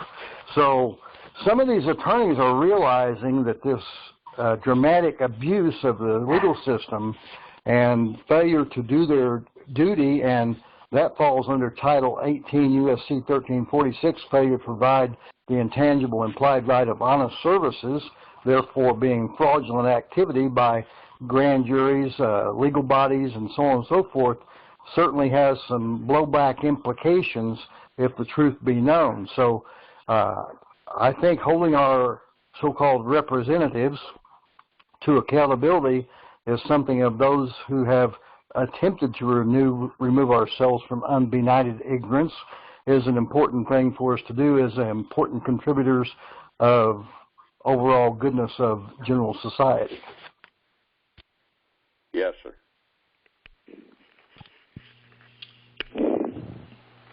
Okay. Thank you for those comments, Chris. Is there objections to moving on to our next agenda item 2C here? Yes, Charles. Cliff, one last time. Yeah, sure, Cliff. Okay, now, for the record, they may be beating a dead horse because nobody to me is sharper than Trump when it comes down to maneuvering. So if he hasn't covered his own behind, I don't know what we can do to aid in that because, I mean, he's got all the lawyers, he's got all the legal books, he's got all the legal minds, and if he can't figure out how to get this thing turned around, I don't know, to me, I don't know what we're doing, and I yield. My goodness. Can I make another observation, please? Paul, please go ahead. Thank you. For the record, let me state that after about a year of being in office, I was satisfied that Donald Trump, without a doubt, was the absolute best CEO that this country ever had. However, just because the guy can do a deal, make China chaff under commerce, for all of that skill and ability that he's got, he is without a doubt one of the dumbest people that ever walked the face of the earth, or he is in this fracas up to his eyeballs. I don't know which. Mm-hmm. The reason I say that is because I know for a fact that with all those lawyers up there in Washington, D.C. that surround him, including the U.S. Department of Justice lawyers, I find it impossible as hell that somebody didn't tell him, look, you have the evidence. Take it to a grand jury. There is no higher authority. He hasn't done it. Yeah. Right now, I'm not having a whole heck of a lot of remorse or discontent about Donald Trump leaving. My remorse is what's coming in. Hear, hear. Hear, hear. And I think even people inclined towards a more left perspective might be persuaded to agree that Mr. Biden is less than optimal. I would suggest that maybe we can do a complete, if we get our own trial jury going in response to Paul's complaint before our court, maybe we could suggest that not only is that both candidates are not qualified, that there's got to be somebody else that is a third option available here that wasn't even presented to the Electoral College. The Electoral College was manipulated by the corrupted leadership of both the Democrats and the Republicans, artificially constrained to only two options, and our jury our jury of electors, constituents, would have authority under the Seventh Amendment. That's extremely powerful to suggest a third option, whoever we might decide on, for being more appropriate to fill the chief executive office there. Just thinking out loud. May I add a little on this one, just Chris?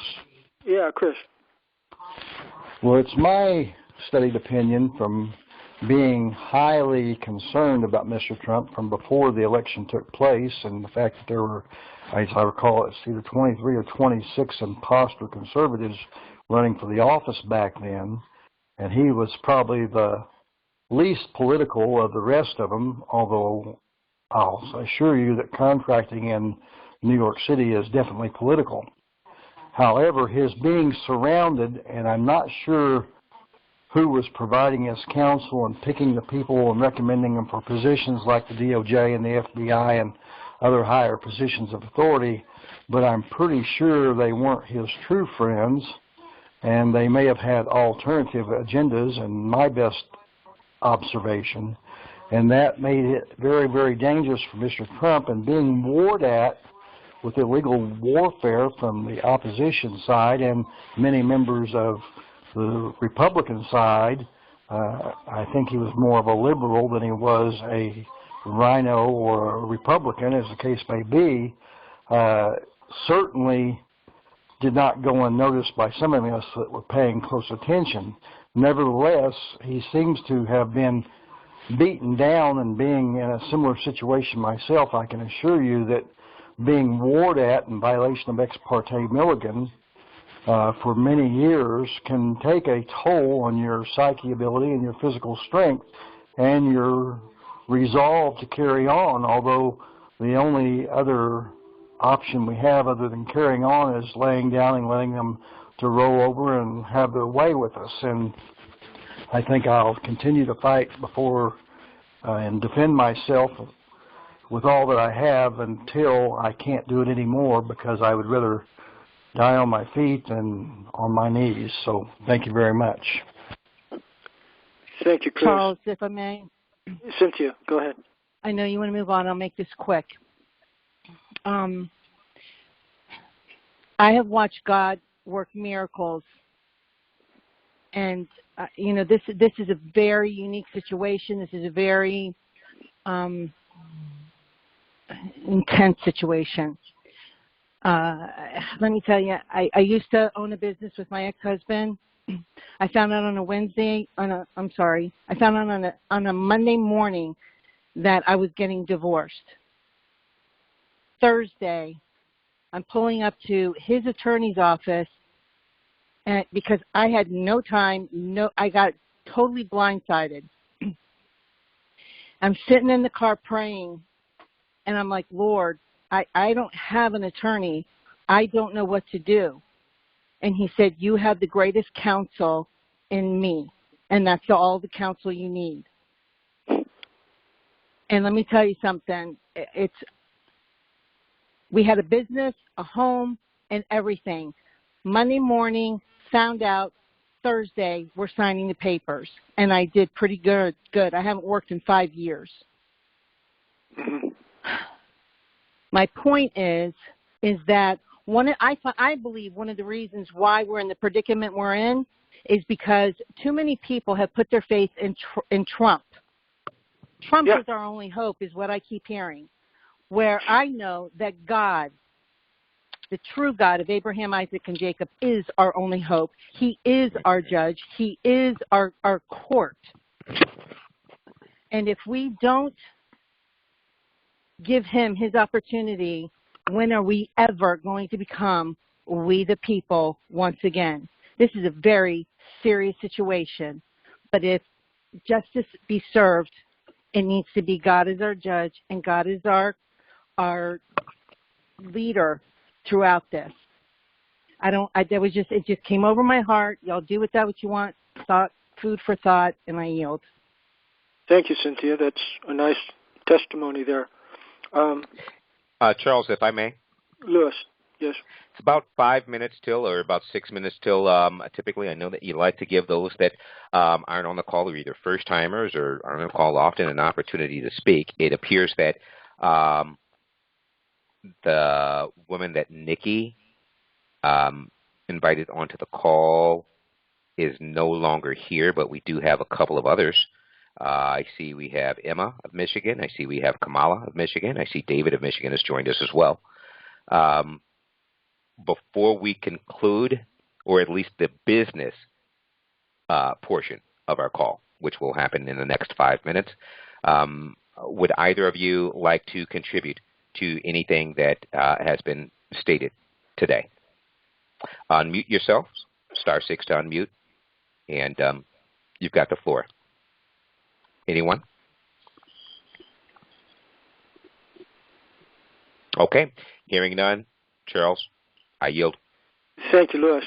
And I think we will put this agenda item concerning vote fraud and the accompanying concerns with the grand juries.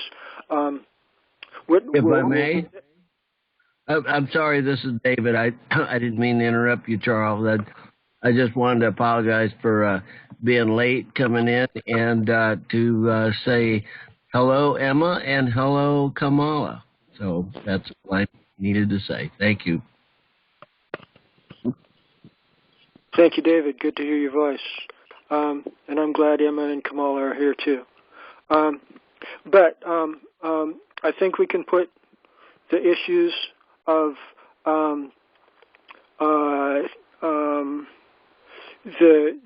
the vote fraud and the accompanying grand jury concerns on our agenda again to revisit for next week. And if Michael doesn't want to be lead on that, then Paul can. I think Paul is stepping up real nicely there. And I want to thank him for that. And but we'll put a wrap on that for now. I would like to take just a moment here, Louis, to cover the other issues in Section 2 here. We're obviously not going to get to Item 3 here, but 2B is or 2C is the various offices of that Michael suggested in our last conference that we form. In item 2C here, I expanded that to include common law offices as well as the offices that are probably more comfortable to the normies out there that Michael specified. Is there any nominations for any of these grassroots community offices that anyone would like to present in the conference here as we conclude?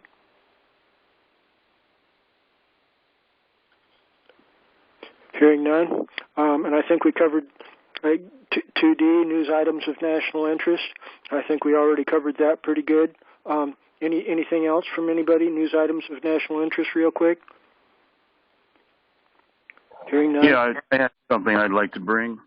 Michael? It was reported Friday in the New York Times, a tiny little article at the bottom left on A12, I believe, that 6,200 troops have been requested by the Pentagon to arrive in Washington by Monday. I just find that very interesting. And Trump is choosing his words very carefully. He has not conceded. Many think he has. Many imagine that he has. But he has only stated that he would not attend an inauguration for Joe Biden. So, I don't know. I think we just need to wait and see. I'm not prepared to believe that he's, thrown in the towel and ended it. He did file the 2018 executive order regarding foreign entanglement in our election and the involving the Insurrection Act. So I think it's possible that he might act still. I'm not sure. I think the jury's still out. And that's an interesting fact. 6,200 troops in Washington, D.C. by Monday. So I yield. That's it. Thank you, Michael. That is interesting. I think we should try to wind up our business meeting here. Are there any other cases that anyone would like to bring before our court? Hearing none. And you all can contact me personally if you want to get on the agenda with new cases or anything like that. But I do believe our clock is running for our business meeting here. I'm going to abort my presentation in Section 3. I'll probably do that in our next conference. Hopefully our main business meeting will not be so intensely energized as to take up an hour and 45 minutes of our discussion on one agenda item there. That was a good, healthy discussion. I think we got over a hump there, and we're kind of on the downhill side now. But at that point, I do believe that we should call an end here to our formal business meeting. We will continue with open discussion here after we close our business meeting here. But at this point, I am Charles Stewart. This is January the 9th, 2001, and the formal business meeting of our Supreme Court of Law and accompanying phone conference is hereby concluded. Bang, bang.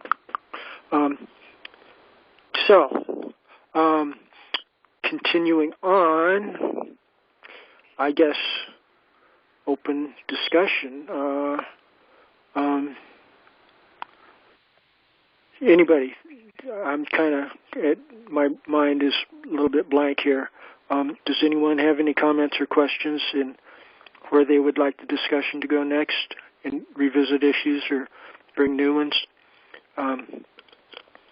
Anybody? This is David, Michigan. I was just wondering if there's been any new news on the blue gold, the water, and I've come in late. I don't know if Gilberti has been on at all, or if anybody's got an update to that. I yield. Michael? Nothing specific yet, David. With the holidays and the emergency in D.C., everything has kind of become stagnated. We are planning some presentations here in South Florida in the very near future. We had to cancel one that was last Wednesday. It coincided simultaneously with the elector vote, so we chose to cancel that. We were on the roster, though, for the Manatee County legislative delegation with two of our senators and two of our representatives, but we have a full plate down here. There's a lot of activity regarding water and pollution of the water. It's a real triggering issue down here that we hope to get traction with assembling and with court action, hopefully. Time will tell. We're just going to have to wait and see. But we've got an upcoming meeting with the Mosaic Company, the billion-dollar corporation that is destroying the water aquifer in Florida and the central and south central area of the land, and we're going to be having a workshop with them and hopefully capture some good video and confront them in assembling at the county commission meeting. So I'll definitely keep you guys posted. I yield. Thank you. Thank you. Appreciate the update. Thank you both. I would like to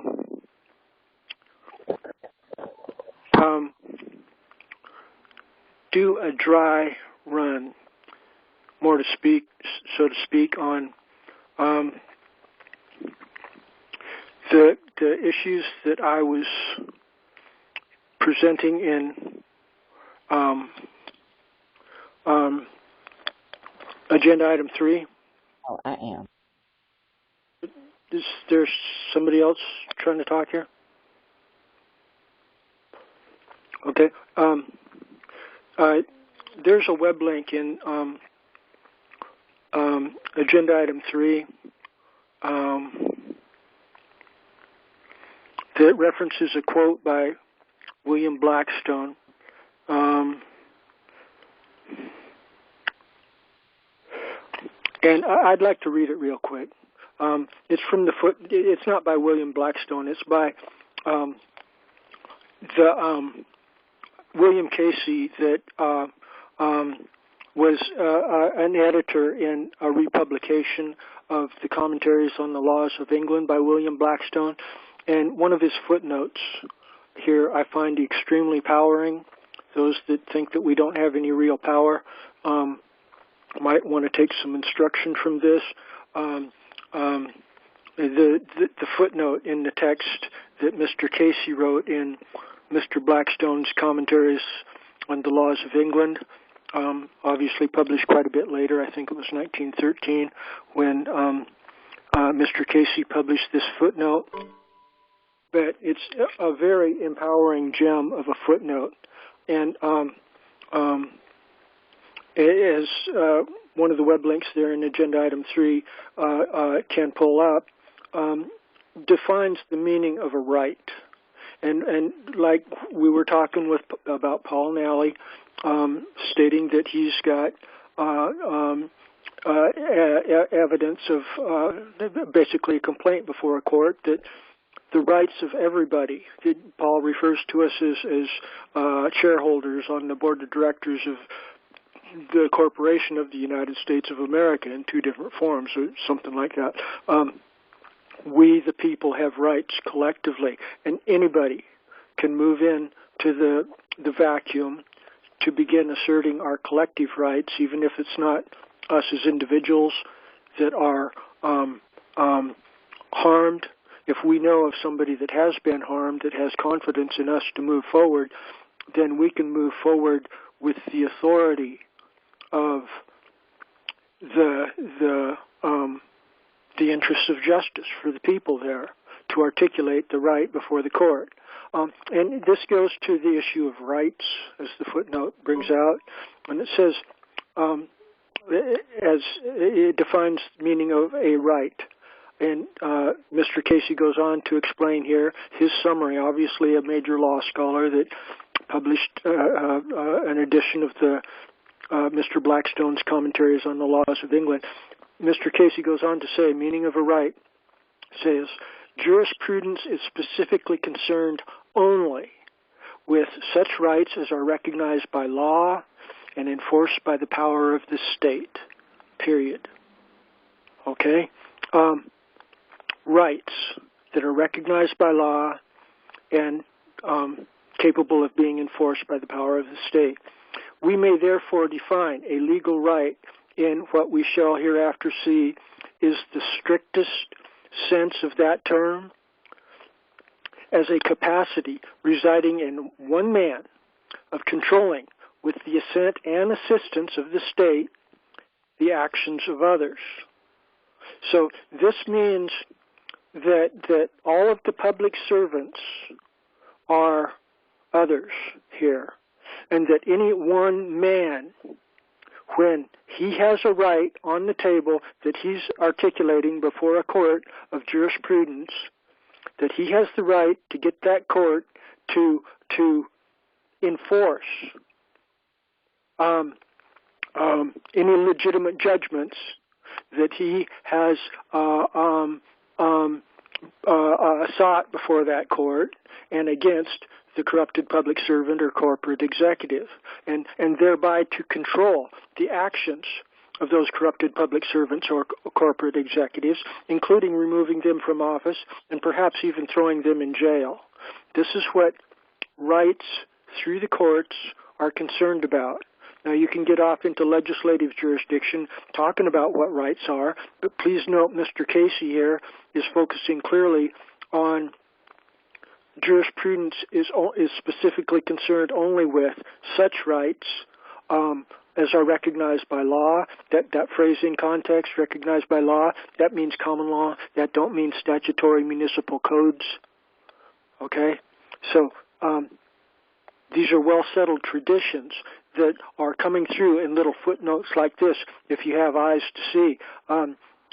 Michael was talking about the footnotes in the back of the paper, talking about 60,000 troops. It's important to look at the small details that make it into print, because frequently that's how the bad guys hide the most powerful information. And I'd like to conclude from this specific site here. That which gives validity to a legal right, and this goes to Michael, we're talking about enforcement and stuff, that which gives validity to a legal right is, in every case, the force which is lent to it by the state. See, we've got the obligation and the duty and the right to invoke judicial process to bring forth enforcement of our rights when we're properly stating a complaint before a court. And there's so much power right here at our fingertips that I get just a smidgen frustrated when there's people that don't want us to access that immediate, very empowering process that God wants us to access. God hates the evil that is destroying our American nation right now, and God wants us to use His laws as established in the Bible and preserved through common law tradition to bring forth justice on this earth. And I do believe God gets frustrated with us when we find excuses not to do that. So anyway, I just wanted to conclude on that point that we've got splendid opportunity before us, but please try to be optimistic about the empowerment that's available before us, and how that we have the capabilities of getting in this newly configured vehicle and driving it down the road in manners that are socially responsible, but also very powerful in affecting the political and social environment around us. So I wanted to at least prime for, I'll try to do that full presentation in next week's conference. But at this point, I yield the floor for comments or questions on this or anything else. It's Michael in Florida. I have a comment regarding what I just heard on Lou Dobbs. I just heard a speech by Trump that I've never seen or heard. It must have been done today. He definitely has conceded, to my great sadness. But it is what it is. And Mr. Biden is now calling Trump's supporters domestic terrorists. And Josh Hawley, Senator Josh Hawley, was the very first senator, I believe, to object. He had a book contract with Simon & Schuster during this whole debacle, and because of his position to represent his constituents properly, Simon & Schuster has now pulled his contract. Hopefully he'll sue them. But what we're witnessing is a fascist state being born. We're witnessing big tech companies deplatforming the President of the United States on multiple platforms. They are denying payment services through different platforms to targeted social media platforms that are hostile to their policies. This couldn't be more obvious and more dangerous than we've ever seen it. So you must be prepared if you're going to venture in this vehicle that you spoke of in new terrain, uncharted territory. You're going to have to expect major problems. And I don't know that the American people are worth my imprisonment for trying to represent them. That's why I would like to try to prolong any strategy that potentially could get us in trouble for as far away as possible. Well, I think we should... go ahead. You seem to want to respond. Go ahead. Well, if you're not comfortable assuming leadership in direct confrontation against the corrupted powers that be that you're complaining about, Michael, other people are more courageous. That's okay. No, that's an inaccurate representation of what I said. Well, I'm not saying.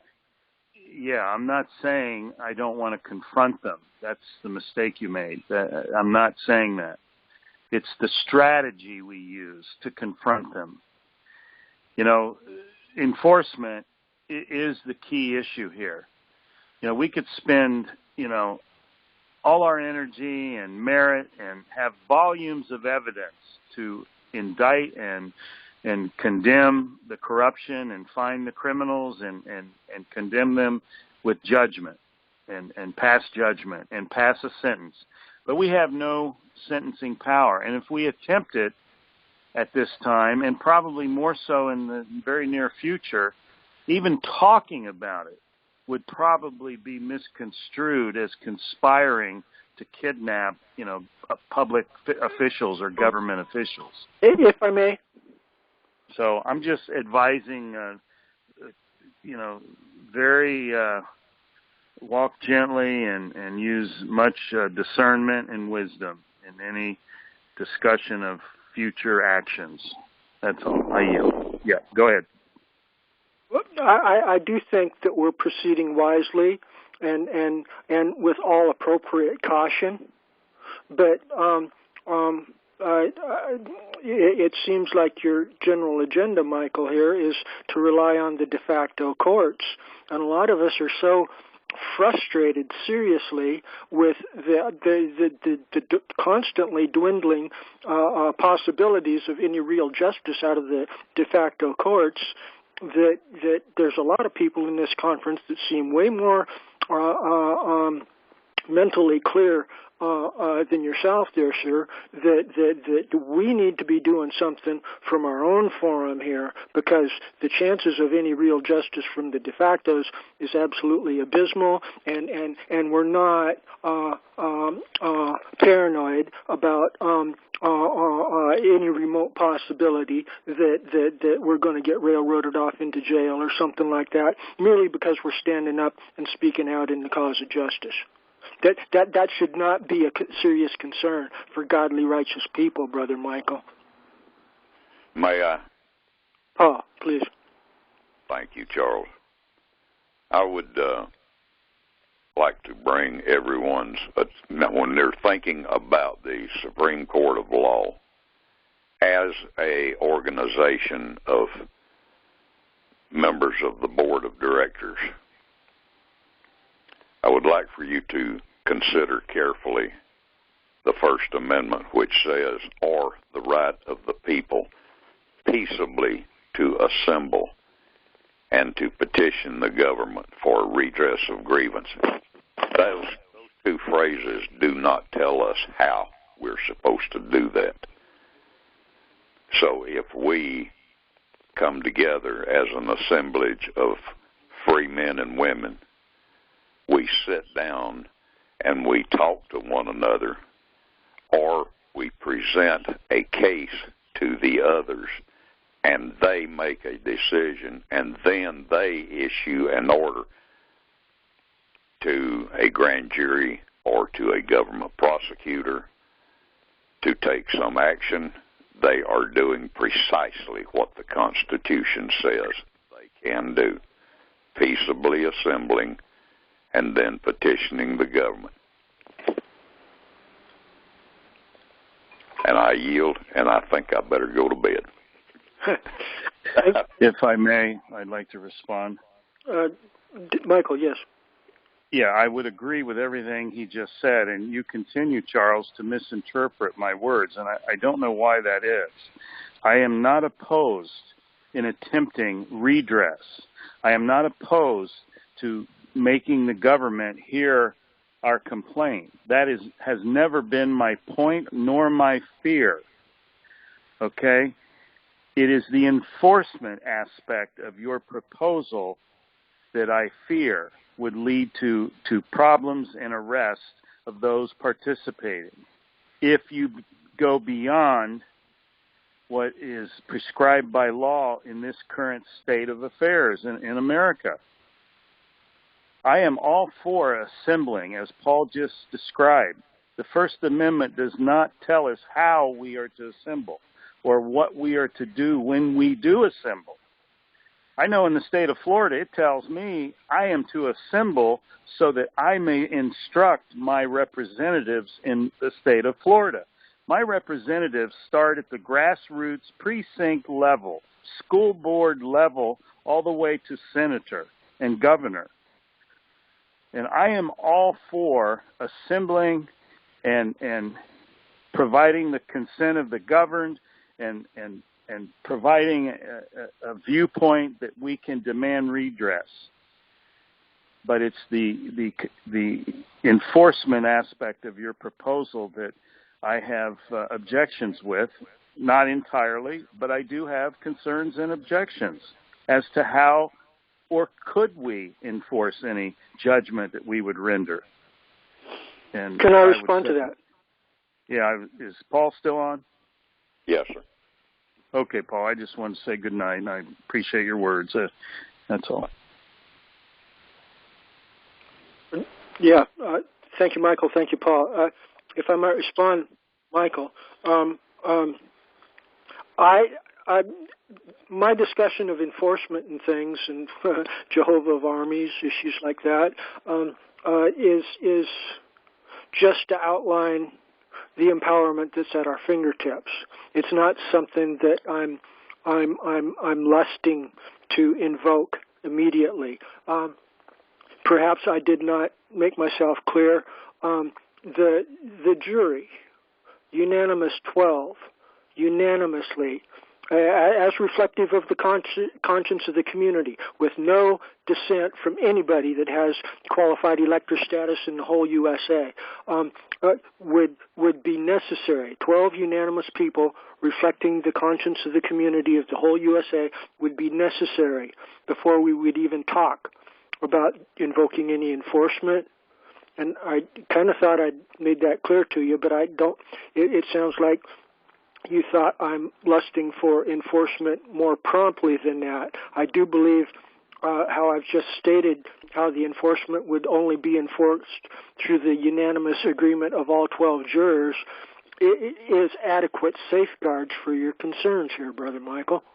I yield. Yeah, I never put a time constraint on your enforcement policies or ideas. Never said that. To pursue an end result or a strategy that whose end and result would lead to a designated enforcement and judgment, to spend all that time and energy and then achieve it and then be facing, arrest. Wait. Once we've got the judgment, way before we talk about enforcement, the jury does a preliminary verdict that we've got a judgment here and that arrests are appropriate. And we're not talking about issuing arrest warrants. Okay? Okay, but I have heard you talk about that. And let's just do a hypothetical. I just want to get clarity here. Let's say we do what you're proposing. We have a hearing, we have a jury trial, we find that, let's say, some governor in some particular state has violated the people's rights and is guilty of treason. And all 12 jury members have agreed that he's guilty, and the jury that you're proposing, hypothetically, wants judgment and enforcement. So then what? Tell me what the jury decides on the wording of any arrest warrant that'll issue, or even if an arrest warrant will issue. It would be within the jury's power to then certify their jury verdict and take it to a de facto court and ask the de facto court to cause the FBI or the U.S. Marshals or state police to come in, or even a county sheriff or something. We could go through the machinery of the de facto government after we got our jury verdict. We don't have to rely on our own posse comitatus peace officers here. Either way, let's say the FBI refuses to respond to you. They are silent. Crickets. We hear no response from the FBI or any agency or court from the United States government. What is your next step? Well, in my notice requesting their assistance, we also include therein a paragraph stating that if you do not provide us with assistance of enforcement here, then we will then we intend to move in the vacuum, or to explore the possibility of moving in the vacuum, but we don't want to do that if that's going to lead to conflict on the street between our peace officers and yours.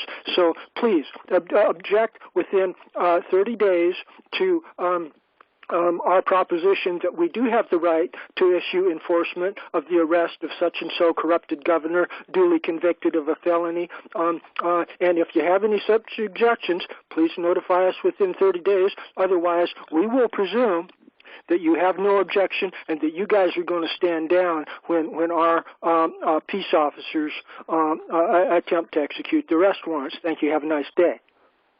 Okay, and you would do this through town constables? Is that your concept? If the de factos are obstructing the access to the enforcement arm that is the necessary ingredient in full administration of justice, yeah.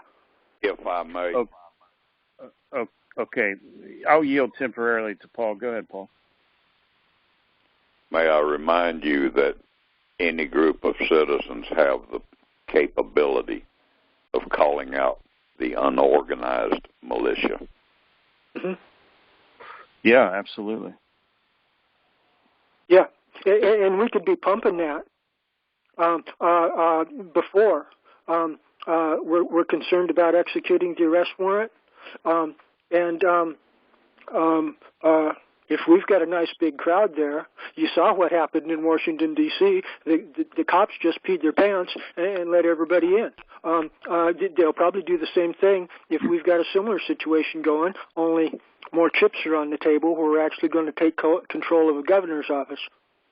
Charles, if I may, I don't think peeing their pants was an honest or accurate representation. What do you think those police officers did there, Michael? They opened the doors. They let the people in.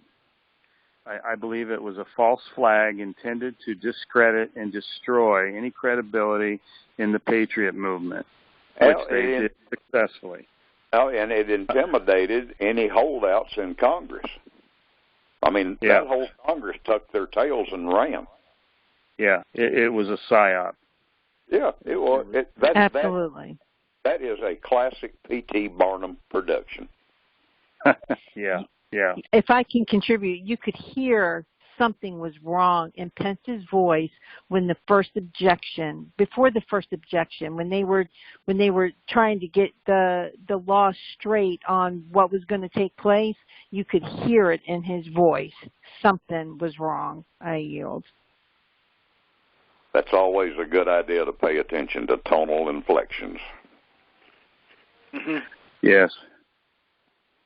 And there are many videos surfacing. Matter of fact, just last night, Rudy Giuliani put together an assembly of videos, clips from various sources, identifying Antifa actors. Yep. And with all of their equipment on display, their spray cans of tear gas, their Molotov cocktails that were found when several of them got arrested, their black helmets, their backpacks, their similar attire. There was even a photograph of one of these Antifa guys with his skateboard on the back of his backpack, which they were notorious for in L.A. and all these other protests back in the summer when they were burning America. And the video was spectacular, and he put forth a case in this video last night that was just phenomenal. It was a marvelous presentation of evidence, and by this morning YouTube had deleted the video in violation of community standards, and it was the most gentle presentation of evidence without any excessive commentary or accusations. It was just the evidence, and yet they deleted it. Unbelievable. One more time. Good night, y'all.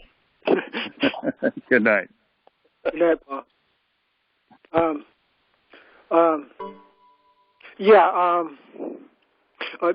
Brother Michael, we've point well taken, but we've got bigger issues than the censorship by YouTube and Facebook and stuff like that.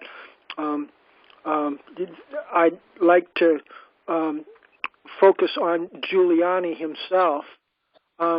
I didn't have it clear in my mind in previous discussions about Giuliani that he was the mayor of New York City when the 9/11 September 11th disaster happened there. Yes, sir, he sure was. Yeah, and he's got dirt on his hands about that whole evil conspiracy. He's got mud on his hands. Yeah, it's nasty. And it's still wet. Yeah. And it's a real bad earmarking that Mr. Trump is using Mr. Giuliani as his legal counsel when Giuliani is obviously, in my mind, he's a devil worshiper. He's part of the problem. Well, as of a half hour ago when I heard Trump give his new concession speech, I am persuaded that he was a puppet acting out his play. Trump's a puppet? Play. Yeah, you've concluded Trump? You've concluded Trump is a puppet? Yeah, I was holding out that he might, engage the 2018 executive order insurrection, but he's not. He's going to concede, and I believe he was set up to do this. Thank you. I know it's painful to come to realizations like that, but I thank you for your integrity and in following the evidence. I only made the decision a half hour ago when I heard him give that new speech, and it was brief, and he was clear. I was waiting for that. I was holding out, giving him the benefit of the doubt one last time, because in the very beginning, I even kept saying when he gave that speech about the snake. I don't know if you remember that speech that he talked about the woman who let the snake in, and then the snake came back and bit her, and the snake told the woman, you knew I was a snake and you took me in. Well, that's us. That's we the people. We the people are the woman that took the snake in. Thank you. Excellent parallel. Trump is a snake. I'm glad. Told us. Huh? He told us in the very beginning, and that statement that he gave that I think it's a nursery rhyme or an old school tale or something about the woman who took the snake in. It's a very old poem. Yeah. So he told us the truth. Well, there you have it. I'm glad good conservative people like you are recognizing, willing to recognize the evidence. This is the beauty of honorable people recognizing the common law tradition of recognizing evidence. And when the evidence becomes overwhelming to the point where there is probable cause to form the belief that we've been screwed, that we've been deceived by forked-tongued deceivers, then we can arrive at righteous conclusions before God. So well, no pain, no gain, Michael. But I'm glad we got a consensus on that point now.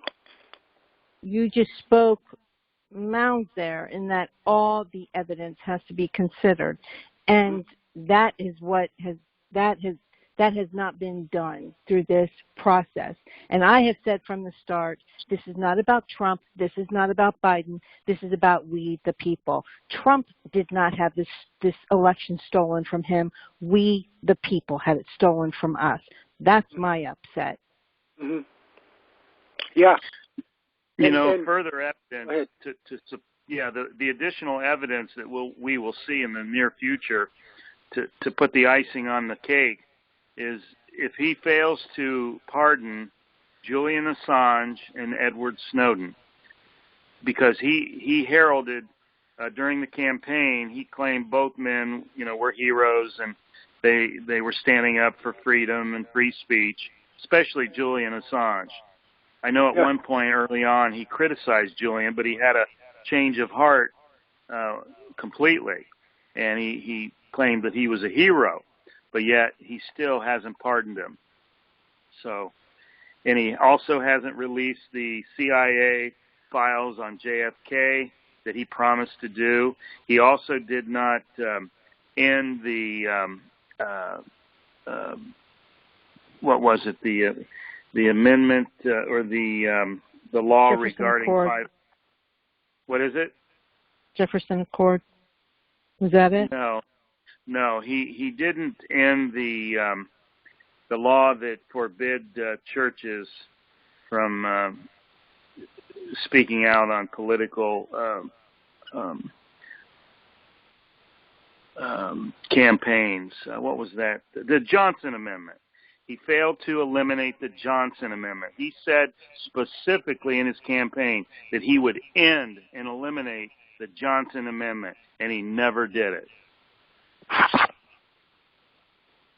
And he only built 400 miles of the wall, which is nothing. So those are the facts glaring at us that we need to judge in regard to Trump's credibility or not.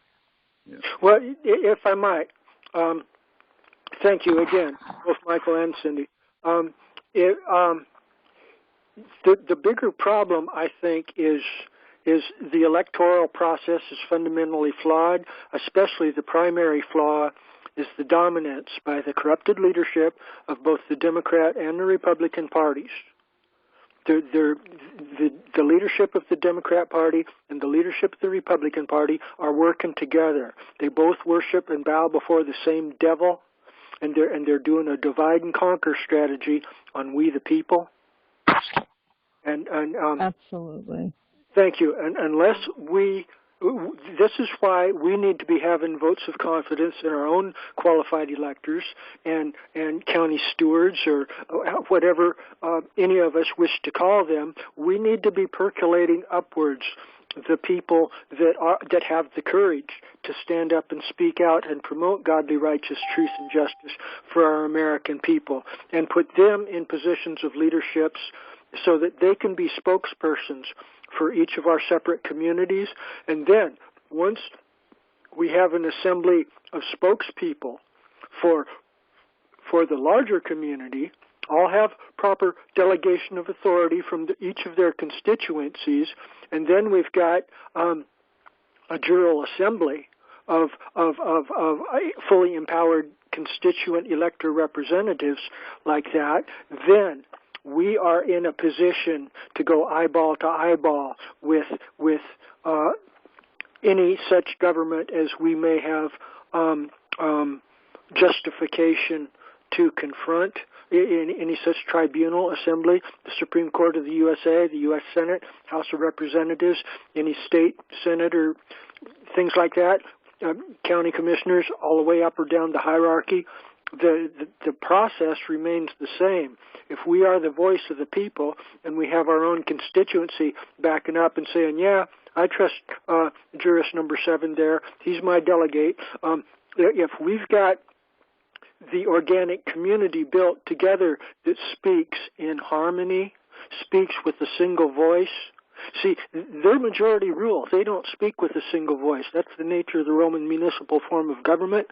Christian common law has a single voice, a righteous, godly voice that comes through with no dissenting opinions, because we already hammered it out in our consensus building process. When we go before the enemy, we already got our script written, and our spokesperson is not going to deviate from that script.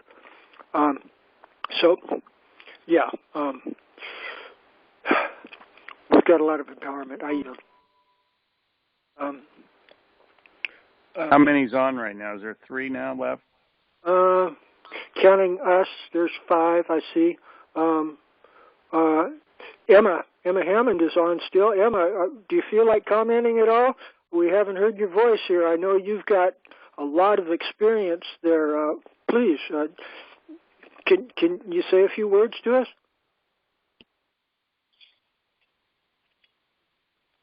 Emma, are you there? Are you muted? Well, maybe she's distracted a little bit or something. And it looks like Kamala, also from Michigan and Lewis's conferences, is here. Kamala, would you like to say a few words to the group here? No, thanks. I was just listening in, and actually I kind of dozed off for a minute, for just like 5 minutes, but then I woke up and I didn't know what we were talking about. So, but the call itself is really good. So I'm just listening in. Okay, well, thank you for participating here, Kamala. Thank you. Who else is on? Well, just Kamala and Emma and you and Cindy and me. It's the 5 of us. There's a lot going on. And it wouldn't break my heart if we put a wrap on it. Or what are you thinking, Michael? Should we? Yeah, that's okay. Huh? It was a good call. I think it was a good call, and this is. I think we're at the appropriate time to end it and say good night, and look forward to it next week. Yeah. Yeah. All right. Is there any objection from anybody else in attendance to us concluding the call at this point? Hearing none, I am Charles Stewart. This is the conference of the Supreme Court of Law for the USA, such as we be. This date is January the 9th, 2021. Good evening, everybody. Good evening, Charles. Mm-hmm. Good night, Charles. Good night, Cynthia.